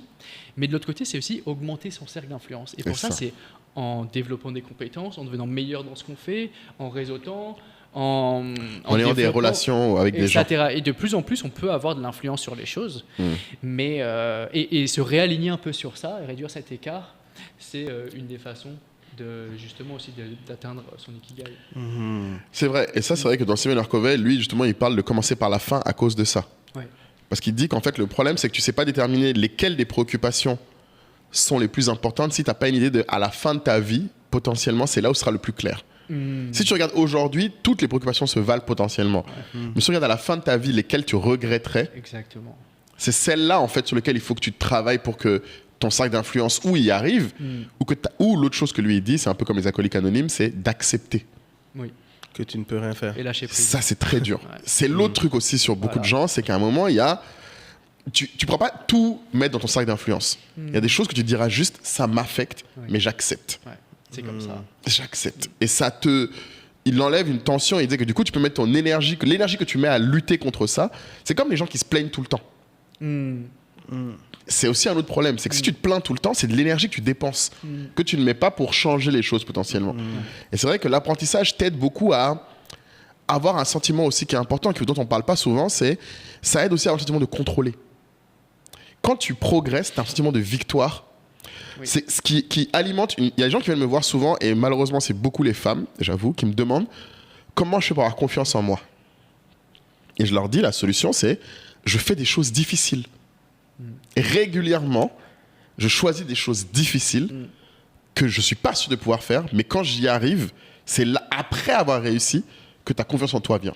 Tu acceptes de te mettre dans des positions, justement, de doute. De doute difficile. Et c'est ce qui crée la confiance en soi. C'est ce que tu décrivais tout à l'heure, en fait. C'est peut-être la pratique délibérée ou tout ce beginner mindset. La façon de le voir, c'est si vous voulez vraiment gagner confiance en vous, faites des choses dures. Non, mais dur pour vous. Bon pour vous, voilà. Pas dur, voilà. Non, et par rapport à où vous êtes. Très bon point. Pour toi, et surtout des trucs durs, mais que tu as envie de faire. C'est-à-dire qu'en fait, un truc qui... Ton envie est suffisamment grande pour attaquer la difficulté et continuer. Parce que, tu vois, Alex Hormozy, j'avoue, il a dit un tweet l'autre jour que je trouvais incroyable. Il disait que ce qui distingue les gens, c'est pas à quel point ils font bien les choses, c'est à quel point ils sont capables de le faire longtemps. Bien sûr. Mais les gens ne se rendent pas compte. Tout le monde pense que un truc est bon pour eux s'ils savent le faire vite. Ah oui. Ouais. Tu vois ce que je veux dire? Plein de gens se disent... Mais ouais, et ça revient à ce que tu as dit même tout à l'heure. C'est comme on dit, en fait, finalement, le destin, c'est le résultat de nos habitudes. Exactement. Et donc, en fait, comme tu disais tout à l'heure, le bonheur, l'ikigai, c'est pas une destination. Non. Tu vois, je sais pas quelle analogie on pourrait prendre. C'est comme, je sais pas, tu prépares un bon plat, j'ai envie de dire. Tu vois, tu es là, tu coupes les oignons, tu remues, tu fais toute ta recette là. Mais en fait, si tu kiffes pas cette période-là, ce process-là... Le process de préparer. C'est un peu plus compliqué, en fait, de vraiment, en fait, considérer le plat comme un grand moment. Exactement. C'est comme, je sais pas, enfin, toi, tu parles beaucoup de la perte de poids, etc. Il faut, en fait, quand même apprécier le lifestyle qui t'emmène vers l'objectif. Parce que finalement... Après, voilà, tu manges le plat, mais c'est fini. Et c'est comme Arrivé, il dit souvent qu'il croise des créateurs de contenu qui lui disent « Ah ouais, mais si j'avais 500 000 abonnés, franchement, je pourrais faire ci, ça. » Il dit « Écoute, en un tweet, je te donne 500 000 abonnés, là, en 5 minutes. » Boum. Ok, je viens de te dire ça, qu'est-ce que ça change? La personne sait que c'est possible, mais tu vois qu'en fait, ça ne change rien. À la fin de la journée, non. Oui, la personne n'est pas plus excitée, n'est pas plus... tu vois, donc il faut faire attention à notre définition du bonheur, finalement, parce qu'en fait, ça peut nous enfermer quand on atteint, ok, tu as le bon salaire, tu as la belle maison, tu l'as. Et c'est là où les gens dépriment. Oui. Et ensuite, Non, mais Parce qu'on poursuit les mauvaises ensuite- choses. On met énormément d'énergie Ouais. et d'efforts à poursuivre des choses qu'on croit, qu'on veut, Ouais. qui nous rendront heureux. On dit, quand j'aurai cette voiture, je serai heureux. Ouais. Quand j'aurai cette maison, je serai heureux. Quand j'aurais fait ce voyage, Voilà. luxure, je vous vois. Et souvent, ces personnes, quand elles arrivent à ce moment-là, c'est Will Smith qui en parlait dans une interview récemment, où il avait vraiment sa big picture, sa villa, sa famille, la oui, il en percée, parle etc. souvent. Grave. Et une fois qu'ils ont eu ça, Dépression. dépression, Fort. sa femme tous les matins se réveillait en pleurant pendant 2 mois, etc. Ils se sont dit, mais en fait, tu étais tellement obsédé par cette image que tu as justement négligé ta vie de famille, Ouais. etc. Parce que tu dis, non, mais c'est pour cette image, on serait ouais, heureux. ouais. Et un exercice qui marche bien, tu parlais d'exercice tout à l'heure, c'est de s'imaginer vraiment à la fin de sa vie, C'est ça. vieux, mourant sur son lit d'hôpital, par Ouais. exemple, et de s'imaginer comment vous voulez que les gens autour de vous se Se souviennent de vous. Exactement. Qu'est-ce que vous voulez qu'il soit écrit Sur votre sur tombe. votre tombe, en fait. Yes. Et en fait, Amen. ça permet de se rappeler et tout. En fait, j'ai pas envie qu'on retienne peut-être juste que j'avais une belle voiture, etc. En fait, c'est pas Tout ça le que je monde veux. s'en bat les steaks. Non, tu vas jamais, je répète, comme dit Youssoufa, on n'a jamais vu un coffre-fort à l'arrière d'un corbillard. Non. Tu ne vas... En fait, non, mais c'est vrai, c'est-à-dire que Ne résistez pas. en ça tout. n'existe pas, en fait, tu vas rien faire avec. Et c'est, j'avoue là, j'espère que Kaï lira le book club Stephen R. Covey, parce que ça va être vraiment intéressant d'avoir son avis dessus, parce que moi, j'ai lu tellement de fois que ça me revient tout le temps, mais Petite pause pub, book club. book club, alors c'est vrai que, tu vois, par exemple, dans Ça, l'apprentissage, c'est ta voix quand il fait la pub. j'adore. Très sérieux. La tribu SOA sur Telegram a un autre avantage qui est le book club, où tous les mois on choisit un livre et on choisit de le lire ensemble. Et l'idée c'est que non seulement on débrief, mais je pense qu'un truc que j'aimerais faire c'est en cours de route travailler l'apprentissage et l'échange autour avec les gens. Parce qu'en fait ce qui se passe c'est que chaque livre et chaque peut-être phrase peut avoir un écho différent. Ouais, ne pas forcément attendre le rendez-vous du Zoom, tu Non, veux dire, ouais. exactement. Parce qu'en fait, l'écho peut stimuler les gens. Et ce que j'aimerais, bon, ça, on n'a pas encore réussi, mais justement, j'aimerais que les gens viennent plus dans la tribu pour le faire, c'est que les gens plus spontanément discutent des livres Ouais. pendant qu'ils les lisent. Pas Ouais, forcément ouais. attendre à la fin pour dire, bon, voilà ce que j'en ai pensé. Bon, moi, j'essaye de partager mes moments surlignés. Ouais, comme on a fait pour. Enfin, langage de l'amour. Langage de on l'a l'amour, pas effectivement, on l'a partagé pour que les gens. Et on parle pas forcément juste de livres de business. Le but, Oui. c'est de tous les sujets. Mais je pense qu'il y a un truc qui est important pour les gens aussi de se dire. L'une des valeurs aussi de la tribu SOA et de ce Telegram, c'est ça. C'est qu'en fait, tu rejoins des gens qui sont sur le même chemin que toi. Tout le monde dedans est ambitieux parce qu'ils ont mis 150 € pour être là. C'est pas non plus des rigolos. fait. One shot, 150 €. Ah oui, il faut Parce préciser. que les gens. Qu'il faut On payer a 150 rencontré € tous les beaucoup de mois. gens. On serait riche si c'était ça. C'est 150 € une fois pour l'année. Et après, t'es bon. Et ces gens-là, du coup, sur le chemin, en fait, discutent ensemble et échangent ensemble. Et du coup, ce que tu disais tout à l'heure est vrai. Ils voient l'actualité ensemble. Donc, quelqu'un va, à un moment, forcément, quand il parle de l'actualité, quelqu'un va dire non, mais ça, c'est important, ça, c'est moins important. Ça, arrête, on en parle tout le temps, c'est pas le but. Ou au contraire, ça, il faudrait qu'on en parle plus. Et c'est ça qui est intéressant dans une communauté, au final, comme tu disais souvent, Kadi, c'est que vous avez les mêmes, au moins, objectifs, pas forcément les mêmes buts, mais vous avez les mêmes directions. C'est ça. Et du coup, je t'ai coupé sur les 7 habitudes. C'est d'habitude, ouais. Un truc que j'espère que les gens. Bon, je recommande. Ça va être la 10e fois que je parle de ce livre dans le podcast. Mais David, il y a un truc qui, moi, m'intéresserait beaucoup pour aller plus loin que cette habitude, c'est sur les. Parce que les gens vont dire apprendre à apprendre, il y a un truc qu'on ne peut pas faire sans. C'est comment tu choisis les ateliers, les coachs, les MOOC que tu fais. Parce que je pense qu'il faut qu'on donne cet outil aux gens parce que vraiment, je pense que beaucoup de gens passent beaucoup de temps et d'énergie à dépenser dans des formations, dans des trucs, mais ils n'ont pas forcément le sentiment que ça aide. Comment toi tu ferais pour décider lesquels il faut faire, lesquels il ne faut pas faire, ou surtout à quel moment il faut les faire? Tu peux aussi faire ta pub. Ah, peut-être, je ne sais pas, je demande. Je pense que la première façon, c'est de se servir de la recommandation. Ouais. Regarder autour de soi, Ouais. dans ce domaine, Mhm. quelqu'un à qui on fait confiance, qui est déjà un peu plus avancé que soi dans le domaine, qui est à une étape important. avant. Ok. Donc, par exemple, on veut, je sais pas, apprendre à courir, on va apprendre une langue. Ouais. On se dit quelqu'un qui est un peu plus avancé que moi, et on lui demande qu'est-ce que lui, il a suivi, parce que lui, il s'est déjà tapé tout le sale boulot, de regarder. oui. Et lui demander à lui, ok, qu'est-ce que tu recommandes, etc. Ça réduit déjà un peu le champ, c'est pas Bien. mal. Et si tu demandes en plus à 2-3 personnes dans ton entourage, tu sais, dans ce domaine, elles sont fortes, Ouais. tu arrives déjà à une sélection plus affinée. Ouais. Après, il y a aussi apprendre à chercher sur les réseaux en ligne, etc. faire le tri en fait quand on voit un contenu créé par quelqu'un ou une source, voir c'est qui la source, qui a fait ce contenu. Est-ce que cette personne est légitime pour parler de ça? Amen. Si oui, comment? Pourquoi? Qu'est-ce qu'elle a fait? C'est pas parce qu'elle arrive en pub à YouTube au début, non, je vais t'aider à gagner 1 million en 2 jours et tout, mais elle sort de nulle part, que faut l'écouter. Regarde qui c'est avant de suivre sa formation, de l'acheter ou de même de la suivre. Et ça, c'est un truc que j'aimerais juste qu'on appuie dessus, sur la légitimité. Encore une fois, de la même manière qu'on a parlé du fait que c'est le chemin qui compte, pas la destination, ne jugez pas les gens à ce qu'ils ont. Jugez-les à ce qu'ils sont. C'est-à-dire qu'il y a un danger, c'est que les gens par exemple, vont voir quelqu'un qui a des Ferrari. Ah, je veux des Ferrari, donc je vais prendre sa formation à lui. Voilà. Mais le gars le plus célèbre dans ça, là, c'est l'Américain, là. Sa vidéo dans le garage avec oui, la Ferrari. un Tony, je sais pas quoi, là. Je sais plus quoi, là. Ouais, mais les Ferrari qu'il loue et tout. Non, il avait le Ferrari, puis il a dit j'ai eu ça grâce à mes livres. Voilà. Mais justement, moi, je suis très content qu'on ne sache pas son nom. En fait, tu vois ce que je veux dire? C'est une fierté. Parce qu'il y a des gens qui spontanément te diraient son nom tellement ça les a touchés.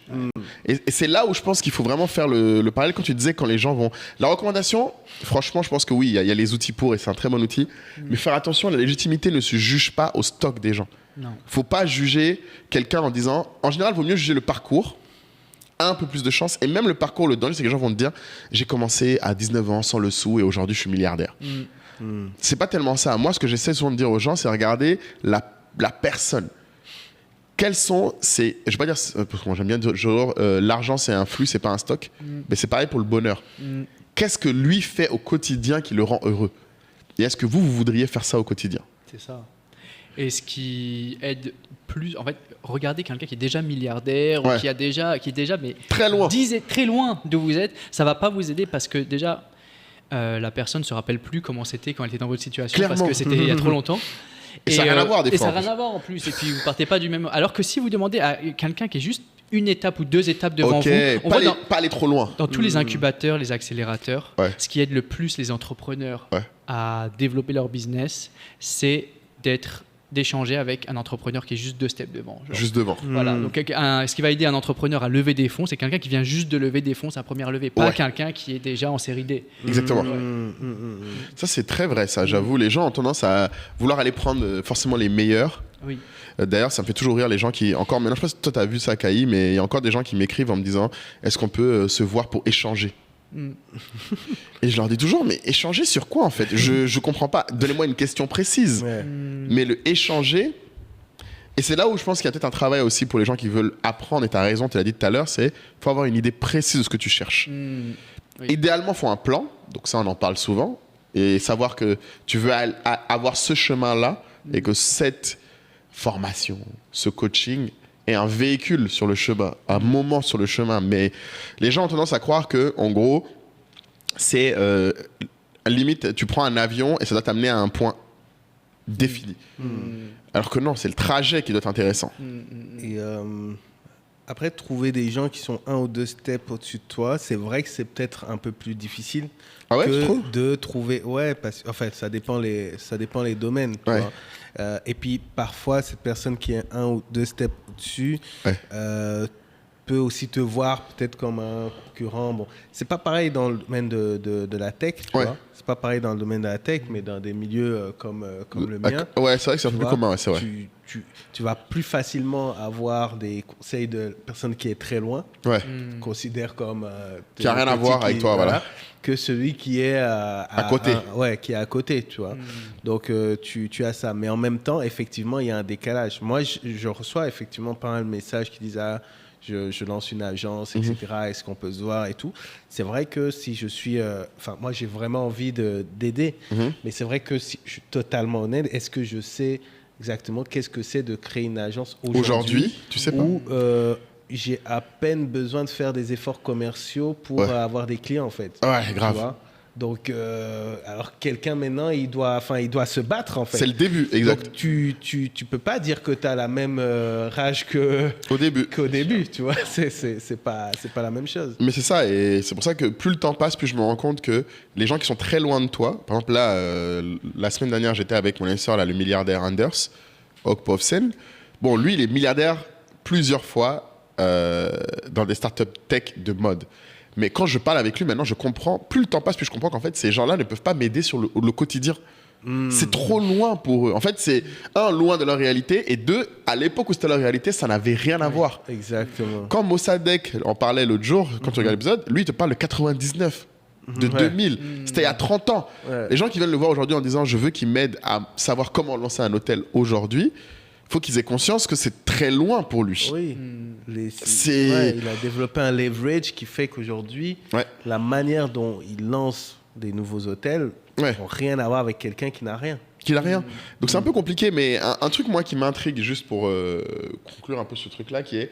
Parce que je repense à... Dans l'épisode, quand on voulait faire cet épisode Caï, je ne sais pas si tu te souviens, c'était aussi parce qu'il y avait eu la grande discussion que j'avais eue avec Amina, dans le groupe Telegram encore, où elle voulait prendre des formations HEC. Ok. Ou non, c'était pas HEC, c'était une formation d'un autre truc, et elle ne savait pas s'il fallait le prendre ou pas.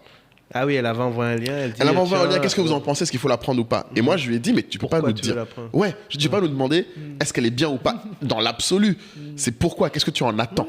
Rien contre les profs, rien contre les programmes, mais qu'est-ce que tu en attends? Qu'est-ce que tu en attends? Et c'était marrant parce que directement, elle nous a dit, je veux être meilleur en leadership, ou quelque chose comme ça.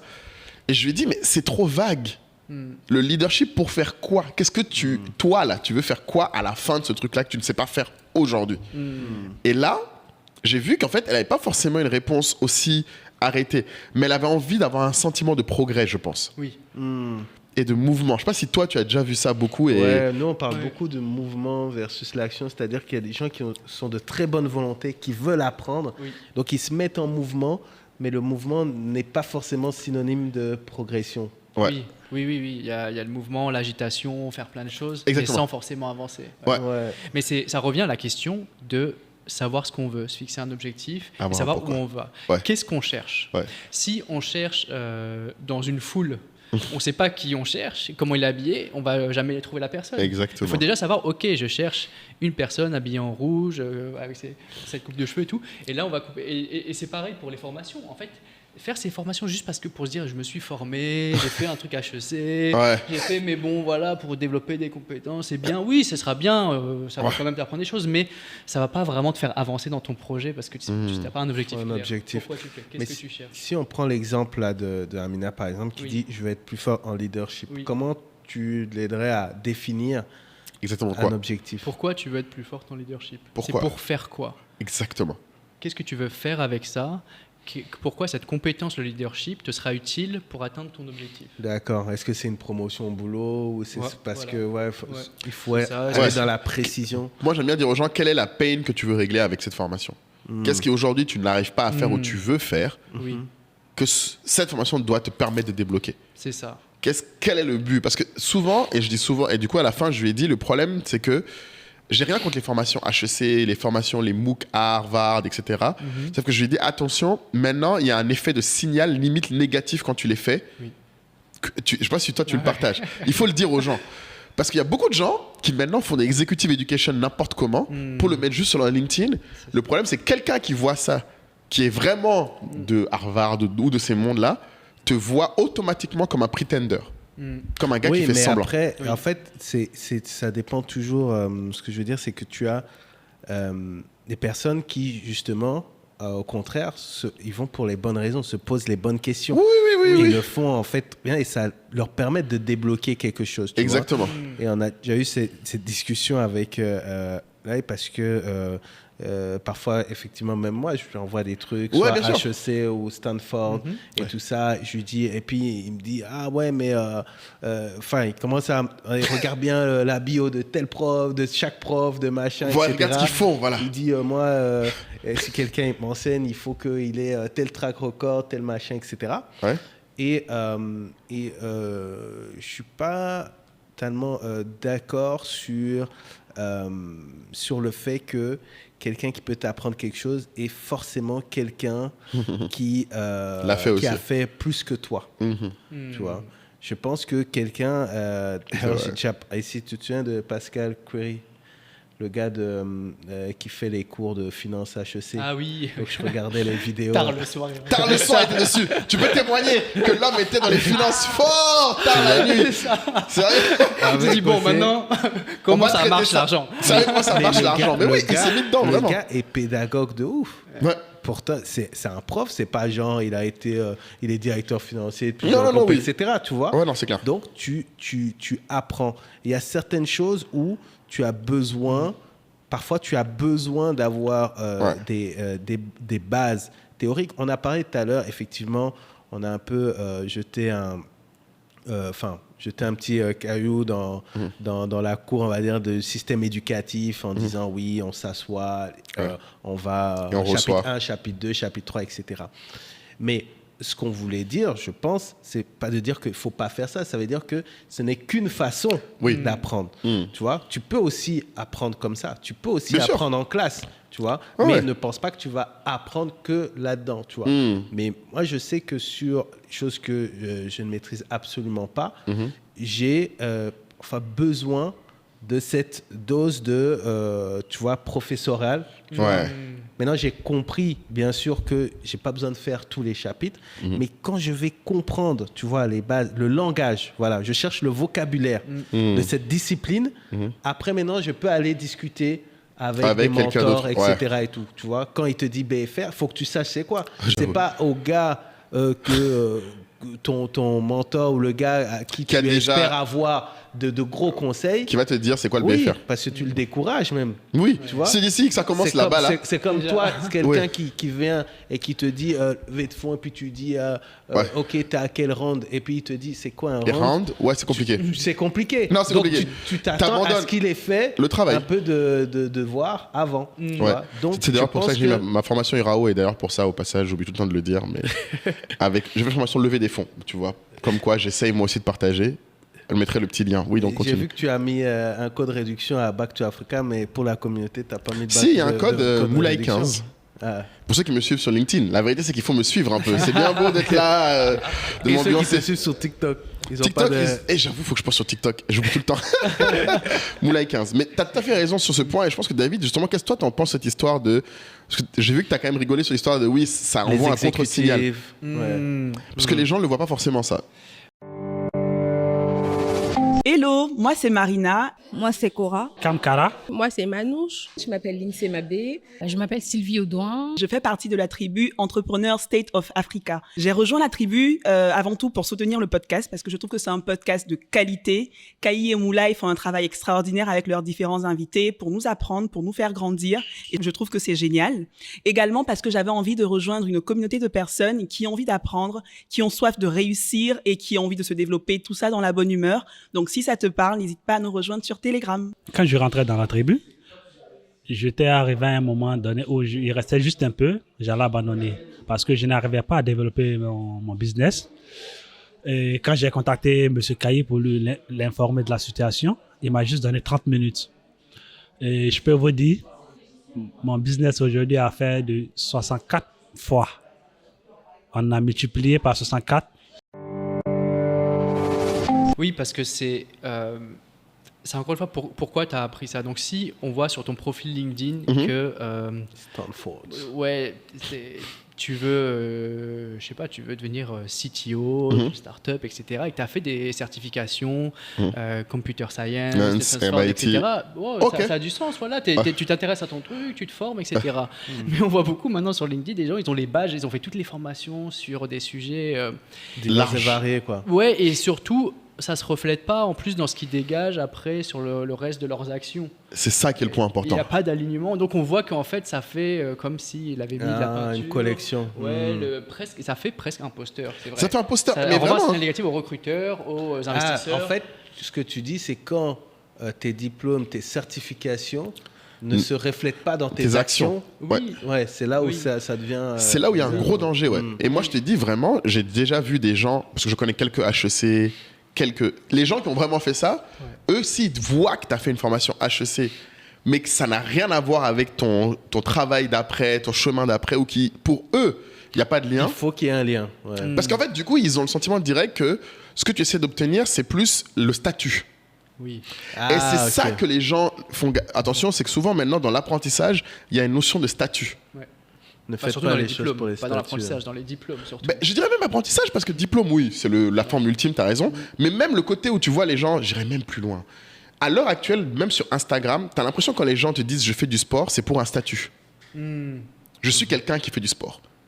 Ou quelqu'un qui dit ah moi je lis des livres. Statut, je lis des livres. Tu sais comment tu sais que c'est grave? C'est le jour où tu vois les gens qui ont, je sais pas si t'as vu, les fausses bibliothèques. Les trucs où t'as des livres vides, juste pour mettre chez toi. Non, ça, j'ai pas vu ça. Non, mec, j'ai vu ça un jour. Sur Zoom, J'étais traumatisé. Et ça, c'est le statut, enfin, la recherche ultime du statut. Oui, oui. Après, je pense qu'il ne faut pas décourager les gens d'apprendre, de faire Non. des cours en ligne. Mais Ouais. c'est vrai que c'est, encore une fois, savoir pourquoi on le fait. Exactement. Si c'est juste pour l'image du statut, ça ne sera pas aussi bénéfique. Que le reste, ouais. Ouais, que le reste. Et des fois, attention, moi, je n'ai pas de problème à dire, des fois, ça peut être intéressant de voir le statut. Par exemple, si demain, quelqu'un me voit faire un MBA à Harvard, ce ne sera que pour le statut. Mais pas parce que j'espère que le MBA va me donner des portes, mais parce que les gens que je vais y croiser, et je pense que tu te souviens quand on a fait l'épisode avec Moussa Degbali, c'est ce qu'il disait. Il disait que lui, il a fini sa vie, 30 ans d'expérience, tout va bien. Mais il veut aller à Harvard. Il veut aller à Harvard, se poser un peu, prendre un peu de recul. Pour l'expérience. Donc lui, rencontrer des tu gens. vois, c'est même pas l'apprentissage du contenu pédagogique, parce que limite, quelqu'un lui a dit, mais tu pourrais être prof à Harvard. Oui. Il a dit non, c'est l'apprentissage d'être avec les gens, les jeunes de cette génération, d'être avec les gens dans ce moment-là qui a de la valeur. Et c'est pourquoi il y va. Et là, ça a du sens, tu vois. Donc c'est pour ça que je dis aux gens, ouais, c'est pour ça que je dis aux gens, n'hésitez pas. Je dis pas qu'il ne faut pas aller dans ces lieux à haut statut pour ce que tu veux en tirer, mais il faut être précis. Si tu y vas en disant je veux avoir un réseau, Oui. il faut que tu dises je veux avoir un réseau. Et du coup, c'est cohérent parce que ce qui va se passer, c'est que si tu veux un réseau, tu vas pas prendre un MBA dans un domaine qui n'a rien à voir avec le domaine où tu veux être en vrai. Parce que le réseau ne sera pas le même. C'est ça. Et dans ce cas-là, tu ne feras pas un certificat lambda où tu vois personne. Oui. Mais d'ailleurs, la plupart des grandes écoles, Ouais. l'argument numéro un est devenu de plus en plus réseau. Ils Bien le sûr. disent, hein. Oui. Alumni, réseau, network. Ouais, Et c'est vrai parce que le vrai pouvoir, moi, d'avoir fait à ma petite échelle Dauphine, c'est pas tellement ce que j'y ai appris. C'est que du coup, il y a certaines personnes qui, parce que juste j'ai fait Dauphine, me traitent différemment. C'est terrible, hein, mais où il y a des gens avec qui j'ai des discussions juste parce que j'ai fait ça. Ouais. Et bon, encore, nous, on a de la chance en Afrique, c'est pas aussi gros, je trouve, encore maintenant. Enfin, limite, en Afrique, t'as juste été à l'étranger, t'as un peu cette aura. Mais dans chaque pays, tu as quand même des codes. Ouais, comme l'INPH. l'INPHB, etc. Et du coup, t'as ces petits codes-là. Et donc, je pense que les gens, malheureusement, l'un des dangers... Alisma, la mafia toujours represent. Je pense que tu connais la mafia Alisma. Faudra qu'un jour on te raconte. Sainte-Marie. Sainte-Marie. C'est un lycée de Ah oui, de filles. Ah ouais. Ça te dit C'est quelque des chose? filles, ok. Ouais. Ben, que des numéros 10 qui sortent de là-bas, on dirait. Les go, dès que tu croises une go qui est un peu chaude dans Abidjan, ah bon, j'ai fait Alisma. Hein. J'ai dit, ah ok. Tout s'explique. Et tu vois, donc c'est pour ça que je veux pas qu'on critique. Je veux pas que les gens sortent des épisodes en se disant, il faut pas faire les bonnes écoles. Il faut pas faire les trucs comme ça. C'est pas ce qu'on a dit. Hein. Faut pas qu'on aille dire qu'on a tiré sur sur le process. Non, mais je veux pas qu'on Que les qu'on gens vende soient aux gens. précis Juste dans leur savoir objectif. pourquoi on y va. Mais pourquoi on y va, ouais. Et c'est comme les gens qui ont fait à un moment des métiers, comme les gens qui ont fait par exemple, des boîtes d'audit, par exemple, que moi j'ai fait.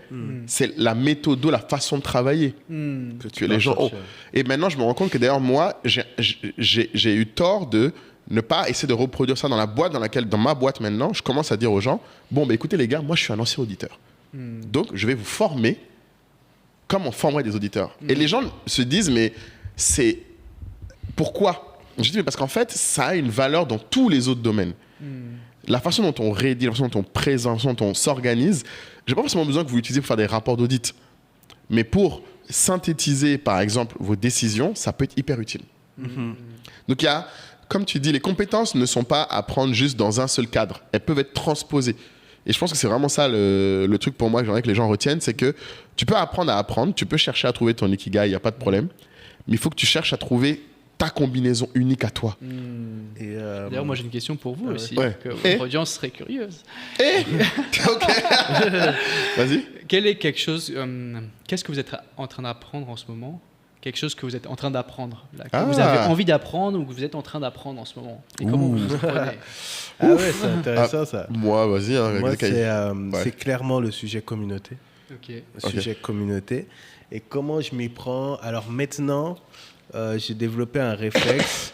Je tape dans l'application Spotify, donc sur la section podcast, je tape un mot-clé et j'essaye de trouver un truc de 40-45 minutes. Ouais. Je commence par une conversation. Parce que du coup, et surtout les trucs longs. Parce qu'avant, j'écoutais des trucs de 5-6 minutes, 10 minutes. Mais là, c'était vraiment, en fait, tu avais l'impression que quelqu'un qui lisait quelque chose. C'est comme si je lisais aussi quelque chose. Donc, du coup, les conversations me permettent toujours, moi, je commence toujours par me familiariser avec le vocabulaire. Le vocabulaire. Et une fois que j'ai ça, c'est là maintenant que je vais commencer des recherches plus précises. Des recherches plus précises sur certains points qui m'ont intrigué. Donc, je suis vraiment la méthode de ne pas, enfin, de créer mon propre, en fait, parcours. Tu vois. Donc, ça part, même quand je dois préparer une intervention, maintenant, je fais ça. J'écoute une conversation dessus. Et ensuite, sur les points qui m'ont intrigué, c'est sur ces points-là que je vais faire des recherches. Donc, ça me permet d'avoir une base. Maintenant, après, là où aller plus loin, quand tu commences à aller plus loin, c'est quand tu commences à chercher des rapports sur les sujets. Là, tu commences à être chaud. Ouais, là, tu commences à être chaud. Et ce qui m'a beaucoup intrigué sur le business des communautés, c'est de remarquer que c'est un véritable business. Il y a de l'argent dedans. Ouais, que c'est un vrai business. Et qui, en plus, ce qui m'a vraiment étonné, est naissant aux États-Unis. En fait, c'est même pas un truc ultra développé. C'est-à-dire que c'est développé par certaines boîtes. Je crois que je t'avais donné l'exemple de Salesforce. Ouais, Salesforce est très fort dedans. HubSpot aussi. Ouais, t'as WordPress. Même Harley Davidson est très fort dedans aussi. Ouais, exactement. C'est les modèles de ça. Ouais. Donc les gens choisissent ces marques-là par rapport à la communauté. Mais ça m'a vraiment marqué pour Salesforce parce que, apparemment, la valorisation même en bourse, elle est basée uniquement sur le fait qu'il y a énormément de techniciens qui s'entraident tous les jours sur les fonctionnalités de Salesforce.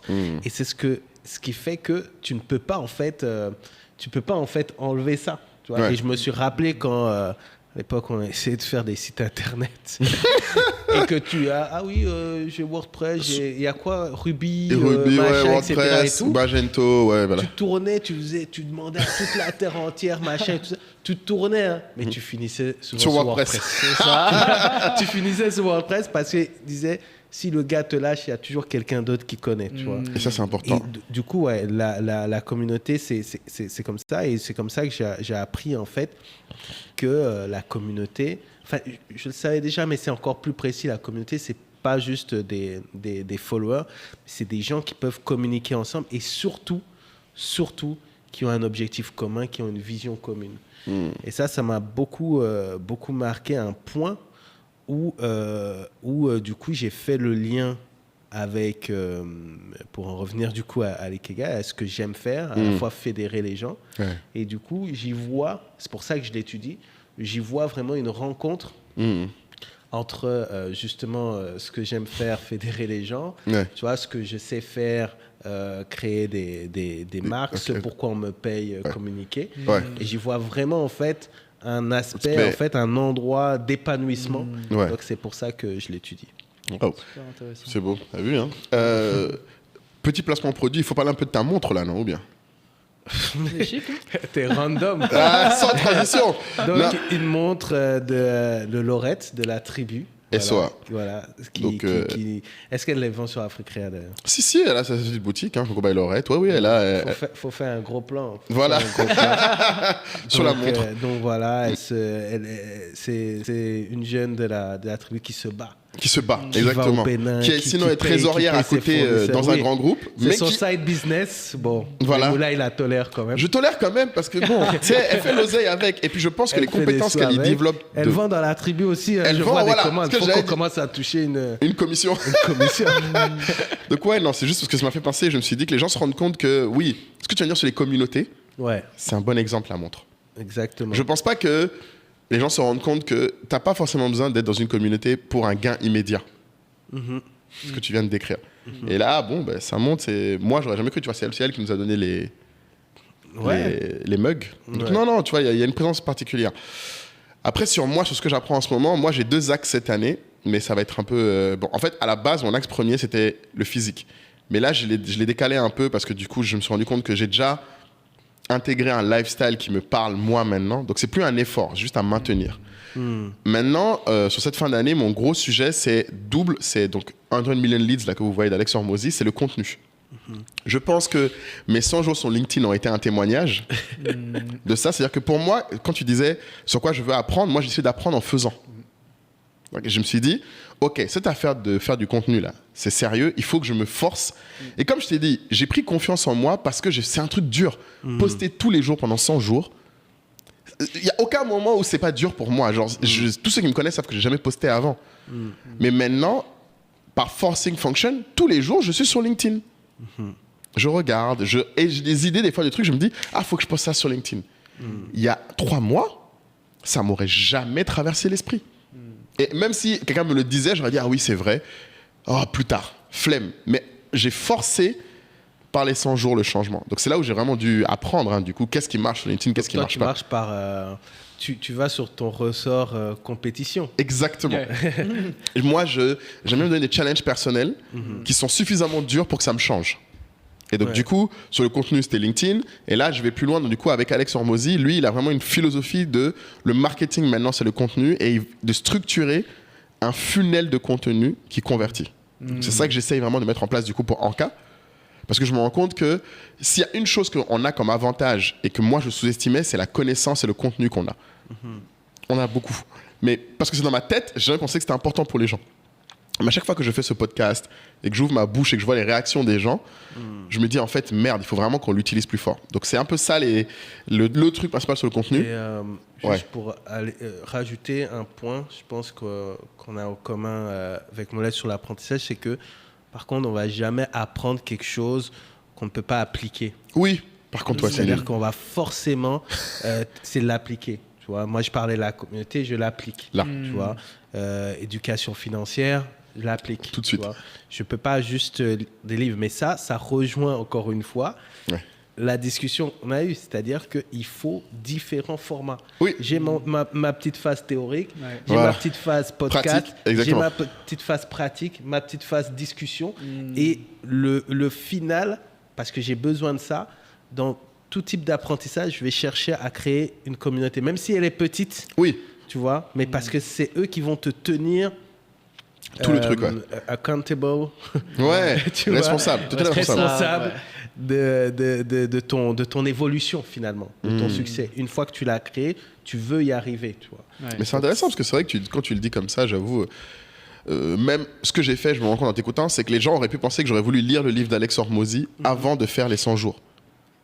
Exactement, tu vois. Alors que la théorie avant la pratique. C'est ce que tout le monde. Alors que moi, j'avoue, non, moi je suis plus en mode, il faut d'abord que je teste. Maintenant que j'ai testé moi-même, j'ai vu à quel point. Enfin, c'est fou. C'est-à-dire que là, l'autre jour, là, je viens d'avoir un post LinkedIn hier ou avant-hier là, sur le truc basique de pourquoi je vais être millionnaire avant 30 ans. Le truc est à 700 likes sur LinkedIn. Je sais même pas pourquoi. Mais du coup, parce que je l'ai fait maintenant, j'ai des exemples de, en fait, qu'est-ce que ça apporte. Donc quand je vais lire la théorie, je saurais qu'est-ce que je cherche. Parce qu'avant, j'aurais regardé le truc. Oui, il y a ça aussi. C'est ça. Il y a ça. Tu sais pas ce que tu cherches en fait avant. La théorie te permet, comme je dis, tu peux à la fois chercher du vocabulaire au départ, exactement. Mais après tu peux revenir, parce qu'il y a un truc, tu as une intuition qui manque. Et tu vas aller voir si... Il n'y a pas un philosophe ou un gars qui a fait une recherche. Bien sûr. Déjà. Il y a toujours quelqu'un qui a fait 50 ans de recherche. La question que tu te poses. Mais c'est marrant, toi, David, du coup, tu apprends sur quoi en ce moment, toi, du coup? Parce que monsieur apprentissage, quand même, toi, ça doit être... Et juste préciser que David, après Totem, a fait je crois, un master. Un master en sciences de l'apprentissage. Quoi? Bon. Ah bon. Alors là, ça, c'est quelqu'un qui fait ce qu'il dit et dit ce qu'il fait. Alors là... C'était justement après ce moment où je me suis rendu compte que ça me passionne vraiment. Ouais. Donc le premier cercle, j'aime ça, ouais. Mais je veux devenir meilleur dans ça. Je veux le savoir. Comment le cerveau il apprend, comment marche la mémoire, l'attention, comment on retient, comment on met en pratique. C'est pour ça que j'ai rejoint ce master où j'ai rencontré mon associé d'ailleurs, Sofiane. C'est ce que j'allais dire. D'accord. Et on s'est rencontrés là-bas, ce master. Donc c'était Sofiane qui a placé 2 caméras, 2 iPhones là. Donc on espère qu'on va voir le contenu. Le vlog. Ouais, là on l'a dit. Accountability. C'est ça. C'est ça. Et donc voilà, master super intéressant. Enfin, moi, ça m'a passionné parce que là, j'ai. Tu l'as fait où ce master? Comment tu as choisi ce master? C'est ça qui. Alors, côté de The Family, si tu veux te savoir. Mais Ton endroit non. préféré. c'est vrai, ouais. C'était dans le Marais, c'était au CRI, Centre de recherche interdisciplinaire, qui a changé de nom, qui s'appelle maintenant le Learning Planet Institute, D'accord. qui est rattaché à l'Université de Paris au niveau académique. Donc c'est un master de l'Université de Paris.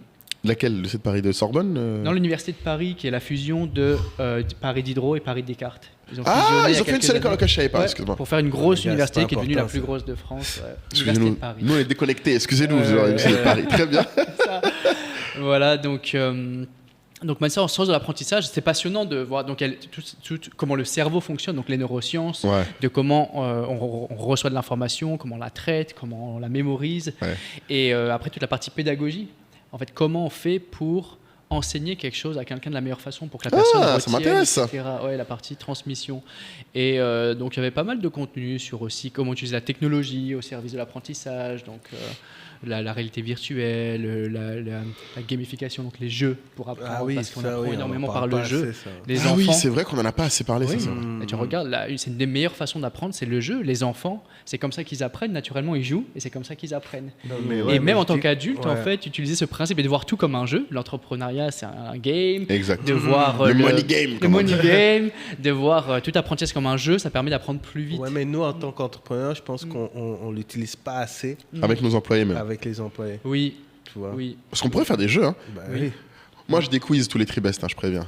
T'as des quiz. Ouais, on fait des petits quiz avec mes employés. C'est un bon début. Ouais, c'est un début. Mais c'est pas. Je trouve que ça pourrait être plus fun et que ça pourrait être plus. Mais t'as raison. Peut-être imaginer des jeux de rôle. Mais ou- écoute, t'apprends quoi alors en ce moment? Ce que j'apprends en ce moment, alors il y a un côté transformation physique aussi. Moi, j'ai perdu pas mal de poids ces derniers temps, mais sans m'en rendre compte en fait. Simplement avec parfois j'oublie de manger parce que je suis dans le travail, j'oublie simplement Ok. le rythme de vie. Voilà, donc des choix de lifestyle où j'ai envie de reprendre du poids, de prendre Ok. du muscle. En plus, Ouais. après 30 ans, c'est important aussi. C'est super Et important. c'est pas facile, donc et surtout pour des métabolismes comme le mien qui brûlent beaucoup de calories. Ouais. Donc, même si je mange beaucoup, en fait, Ça va je partir. brûle. Voilà, et donc je reste Donc, mince. comment tu apprends sur ce Donc là, sujet? j'apprends sur la nutrition, Ouais. mais j'apprends aussi donc sur la nutrition comment, qu'est-ce qu'il faut que je mange, comment. Et tu lis, tu. Ouais, je lis, je regarde des contenus. Là, je suis en train de réfléchir à prendre un coach aussi. Allez, Ouais, ça c'est bon, la prendre un dernière étape de coach. l'apprentissage. Oui, il Ouais, faut. ouais, pour aller plus vite Ouais. et avoir la comptabilité au début pour construire l'habitude en fait. Je parle Exactement, beaucoup faut d'Atomic pousser Habits. l'habitude. Voilà, pousser l'habitude, avoir une habitude en fait où je fais du sport régulièrement, Bon, ouais. je mange régulièrement, je mange bien, etc. Et donc ça, c'est apprendre les différents éléments. Pareil sur comment c'est une science fascinante aussi. Comment on construit du muscle, tout ça, c'est vraiment des choses auxquelles je m'intéresse. Donc ça, c'est un objectif pour cette année. Nice. Un deuxième objectif, pour la petite histoire, je viens d'emménager à Londres. Avec Ah, mon épouse. c'est ouais, ce que vous avez dit là, j'étais choqué là. Exactement, ouais, ça Mais c'est manque. cher, mon ami, pourquoi? C'est trop Ouais. cher, non, c'est compliqué. Non, mais quand on a une femme médecin, Ah. nous on est des digital nomades, on peut travailler n'importe où, mais Bien. voilà. Donc, Ok. mon épouse a commencé sa carrière de médecin à Londres, et donc voilà pourquoi on est là-bas. Très bien. Et donc c'est la. Bon, c'est mieux qu'ils étaient en Écosse juste avant. Voilà. What? Donc bon. Ouais, vous êtes revenu un peu dans la. On était dans le froid là-bas. Seigneur. On était à Édimbourg un petit peu, là on Et à est. Chicago avant. Chicago? Paris, Chypre, ouais, on a beaucoup. Donc toi, t'es resté à l'étape Accra. Accra. Ouais, Moi, c'est j'adore. ça. Abidjan, Accra, voilà. Mais toi, t'es vif, hein, purée. Un guerrier, mon gars. Donc là, London. Donc un de mes objectifs, c'est pareil, je me débrouille bien en anglais, je peux parler business, etc. Mais là, je vais vivre là-bas pendant les prochaines années. Tu vas passer à un autre niveau. Voilà, un autre niveau, passer de l'anglais courant à bilingue, vraiment. Et ça, cette étape, elle est très difficile. En fait. Ah, Bah ce que je oui, te disais, là, c'est là. Mais il faut les derniers, pousser. voilà, il faut pousser et être intentionnel parce que en fait, je me rends compte que là, mon niveau d'anglais, il a stagné depuis quelques années parce que je parle suffisamment parce bien que anglais on- pour faire tout ce que j'ai besoin. Oui, voilà. On te comprend déjà. Oui. Exactement. Donc t'as pas. Oui, on me comprend, donc c'est tout. Mais là, je veux plus juste être compris, je veux pouvoir m'exprimer avec la même fluidité qu'en français. Avec la même finesse. Avoir voilà, la même finesse, que ce soit dans le business, dans les amitiés, dans les C'est ce qui relations. fait que le jour où tu quitteras Londres, tu dis ouais, Voilà, c'est ça. ouais. Et tu Exactement. t'es fixé une façon de vérifier ça? Et puis mes enfants, en plus, si j'ai Ouais. des enfants un jour, Ouais. ils vont avoir la double, parce que mon épouse est anglophone, elle est ghanéenne. D'accord. Donc je veux pouvoir aussi avoir le même niveau que mon épouse en anglais. Elle a quasiment le même niveau que moi en français. Waouh. Donc, c'est à mon tour maintenant. Ça te tourne C'est une de inspiration, step up. voilà. Mais d'ailleurs, tout à l'heure, bon, vous savez pas, je voulais placer la blague quand on parlait d'apprentissage des langues et tout ça. J'ai dit, il y a faut d'autres se qui mettre en épousent des anglophones. Ça, c'est la solution ultime. C'est ça. Ça, si tu veux, ça, je recommande. Vraiment, il n'y a pas plus grand motivateur. Mais c'est Mais encore du l'entourage. coup, Encore une fois, c'est le tu même es- outil. Peut-être tu es dans tous ces pays-là. Peut-être expliquer pourquoi tu es à Abidjan là. Alors, là maintenant, Oui, là, pourquoi là. je suis arrivé là, je suis à Abidjan pour lancer un nouveau projet Ok. qui s'appelle GoPMF, qui vise à aider les entrepreneurs tech, les startups, Ah, mais c'est le truc, ouais, d'accord. voilà, dont on parlait, Ouais. à trouver leur PMF, leur Product Market Fit. Hmm. Donc nous, on a fait beaucoup de programmes avec EdTech Connexion ces dernières années à destination d'entrepreneurs. Comment aider des entrepreneurs à développer leur business. Donc beaucoup sur le produit, sur la levée de fonds, sur le management, etc. Mais on voit que toutes les études le montrent, la principale Le cause plus gros d'échec problème, des ouais, startups, c'est qu'ils ont pas de c'est product. l'absence de marché. Ouais. Et c'est encore plus vrai en Afrique francophone. Ouais. On a beaucoup de gens qui lancent des projets pour résoudre un problème. Ah, j'ai une idée, je vais faire ça. Mais en fait, il n'y a personne derrière qui est prêt à payer pour ça. Ouais. Ou pas assez de monde. Ou pas assez. Voilà. Et Ou ça, pas assez ouais, cher. mais c'est dingue ça. Parce qu'en plus, on les encourage dans leur truc en disant c'est génial, c'est génial, c'est génial. Et les gens qui disent c'est génial ne savent pas si c'est un marché. Et d'ailleurs, vous Oui. il y a une vidéo qui buzz en ce moment. Ah Et bon? Je vois trop de jeunes africains créer des techs alors qu'on a des problèmes de route. trop de jeunes africains créer des apps. On a trop d'apps, les gars. Ouais. Faites des vrais trucs. Non, mais c'est intéressant parce que, ouais, j'avoue, comme tu dis sur ça, d'ailleurs, dans ma formation avec Irao sur levée de fonds, les 2 premiers modules, c'est juste ça. Le marché. Est-ce que tu as un marché? Est-ce que déjà, tu devrais faire une start-up? Déjà. Je devrais lever de fonds. Ensuite, c'est comment tu sais que tu as le marché, le market fit, comment tu sais que tu as la bonne équipe. Parce que le pire, c'est que si tu as le PMF mais que tu n'as pas la bonne équipe, ce qui est Ah choquant, oui, il y a ça aussi. tu peux exploser en plein vol ou tu peux ne jamais y arriver parce que juste tu n'as pas la bonne équipe. Des fois, le marché est bon, le produit est bon. Moi, j'avais le cas. Bon marché, produit potable, mais je n'avais pas la bonne équipe. Donc non, écoute, GoPMF, ça s'appelle. GoPMF, c'est ça. Donc là, on lance ça. L'idée, c'est de. On voit qu'il y a beaucoup de formations sur pas mal de sujets, mais sur le PMF, Très peu. Ouais, très peu. Ah, cool. Et donc, on lance ça. On a reçu le soutien d'acteurs comme Digital Africa, HEC Paris. Là, on va faire l'événement au M Studio pour lancer ça. Et l'idée, là, on est en train de co-construire en fait cette plateforme avec les entrepreneurs pour bien comprendre quels sont leurs besoins, Ouais. qu'est-ce qui pourrait vraiment les aider, c'est quoi les points, les pain points pour développer du contenu et une plateforme qui répond à leurs besoins. Mais du coup, vous voulez faire une plateforme après ou une Ouais, une formation? plateforme avec des contenus, des experts, des mentors, une communauté, justement dont tu parlais, d'entrepreneurs pour ensemble progresser vers le PMF. Avant qu'ils se lancent dans des... Oui, Ouais. avant de se lancer dans des gros plans. Ou avant même qu'ils parlent de lever des fonds. Oui, oui, S'il vous plaît. oui, oui. PMF d'abord. Ouais, PMF d'abord, s'il vous plaît. Avant d'aller demander.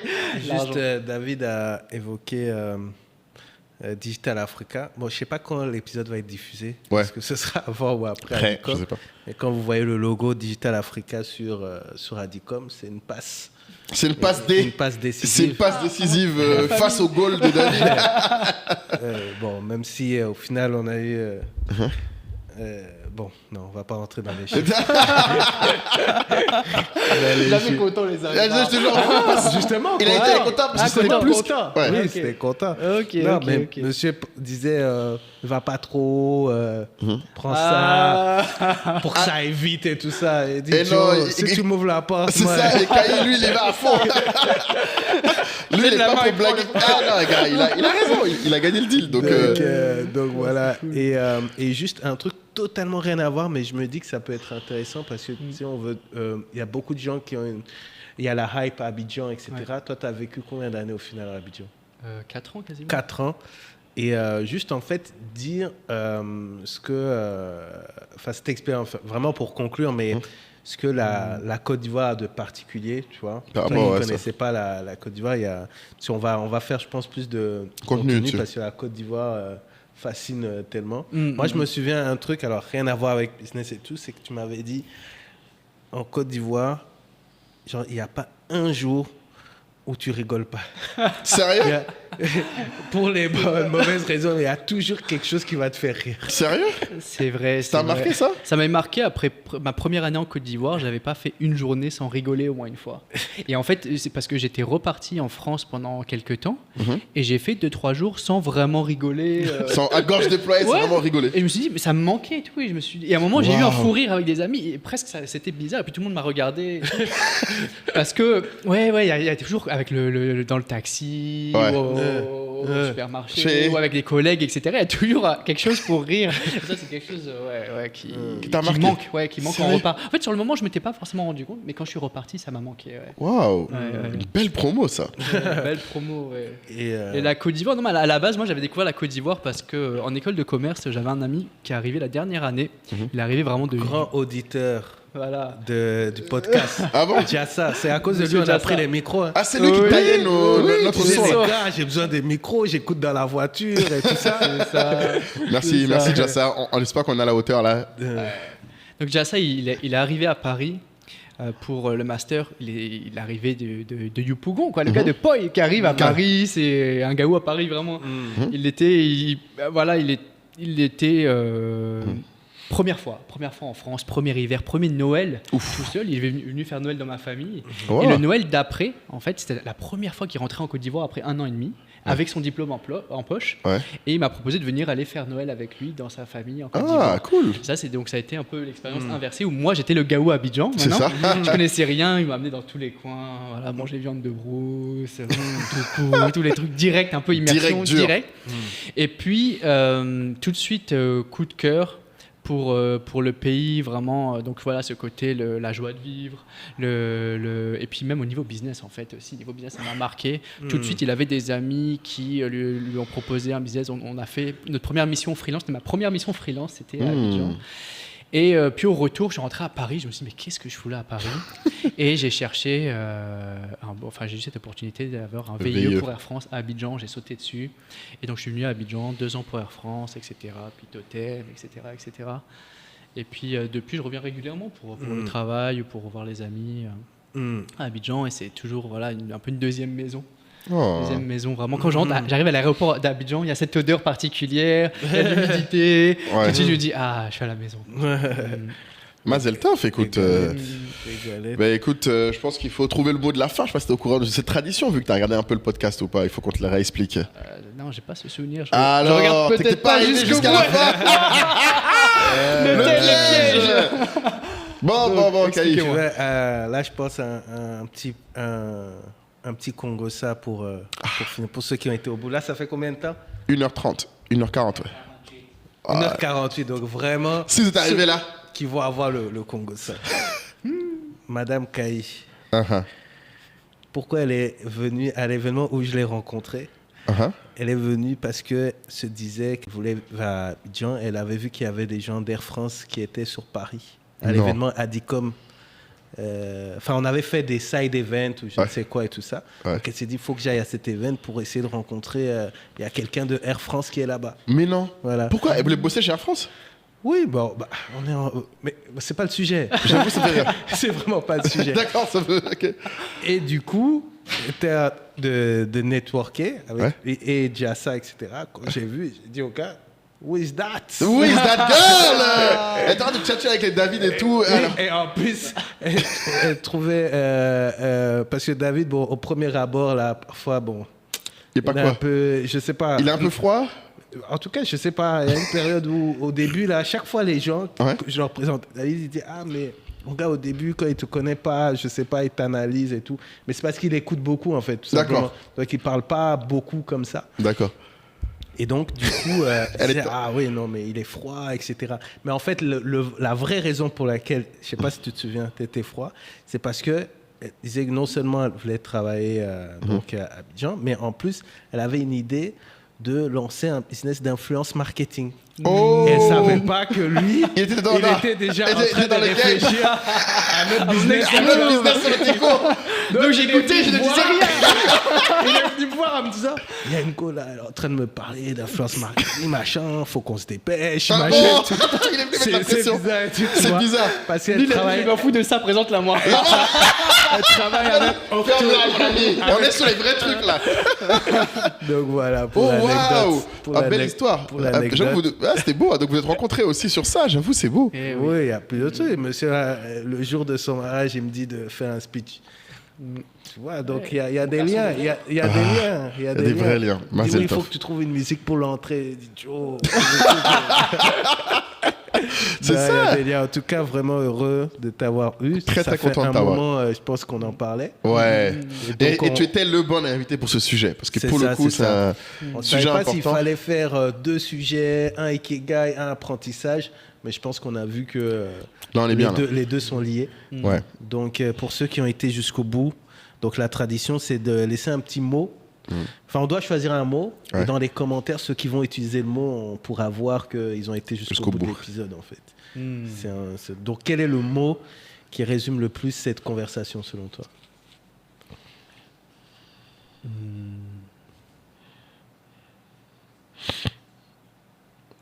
Jouer.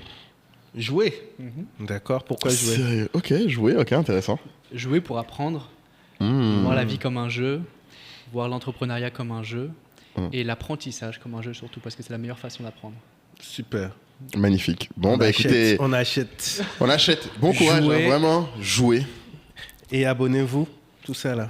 C'est gratuit. Franchement, ça coûte rien. Pardonnez. Voilà. Abonnez-vous. Voilà, à pitié. J'en sais- Ayez pitié. On travaille. On Regardez, fait 2 du heures. contenu quand même. Je Là, te jure, là, regardez, on vous amène franchement. des experts qui parlent d'éducation, vous donnent les bons théories des mots. feux de man, théorie de trucs. il a Voilà, donné vous des avez trucs. les liens, les sources, les vrais trucs, les gars. Vraiment, on va mettre les liens aussi. Abonnez-vous. Merci. Et puis voilà. Merci à tous. Merci. Merci, David. Ciao. Ciao.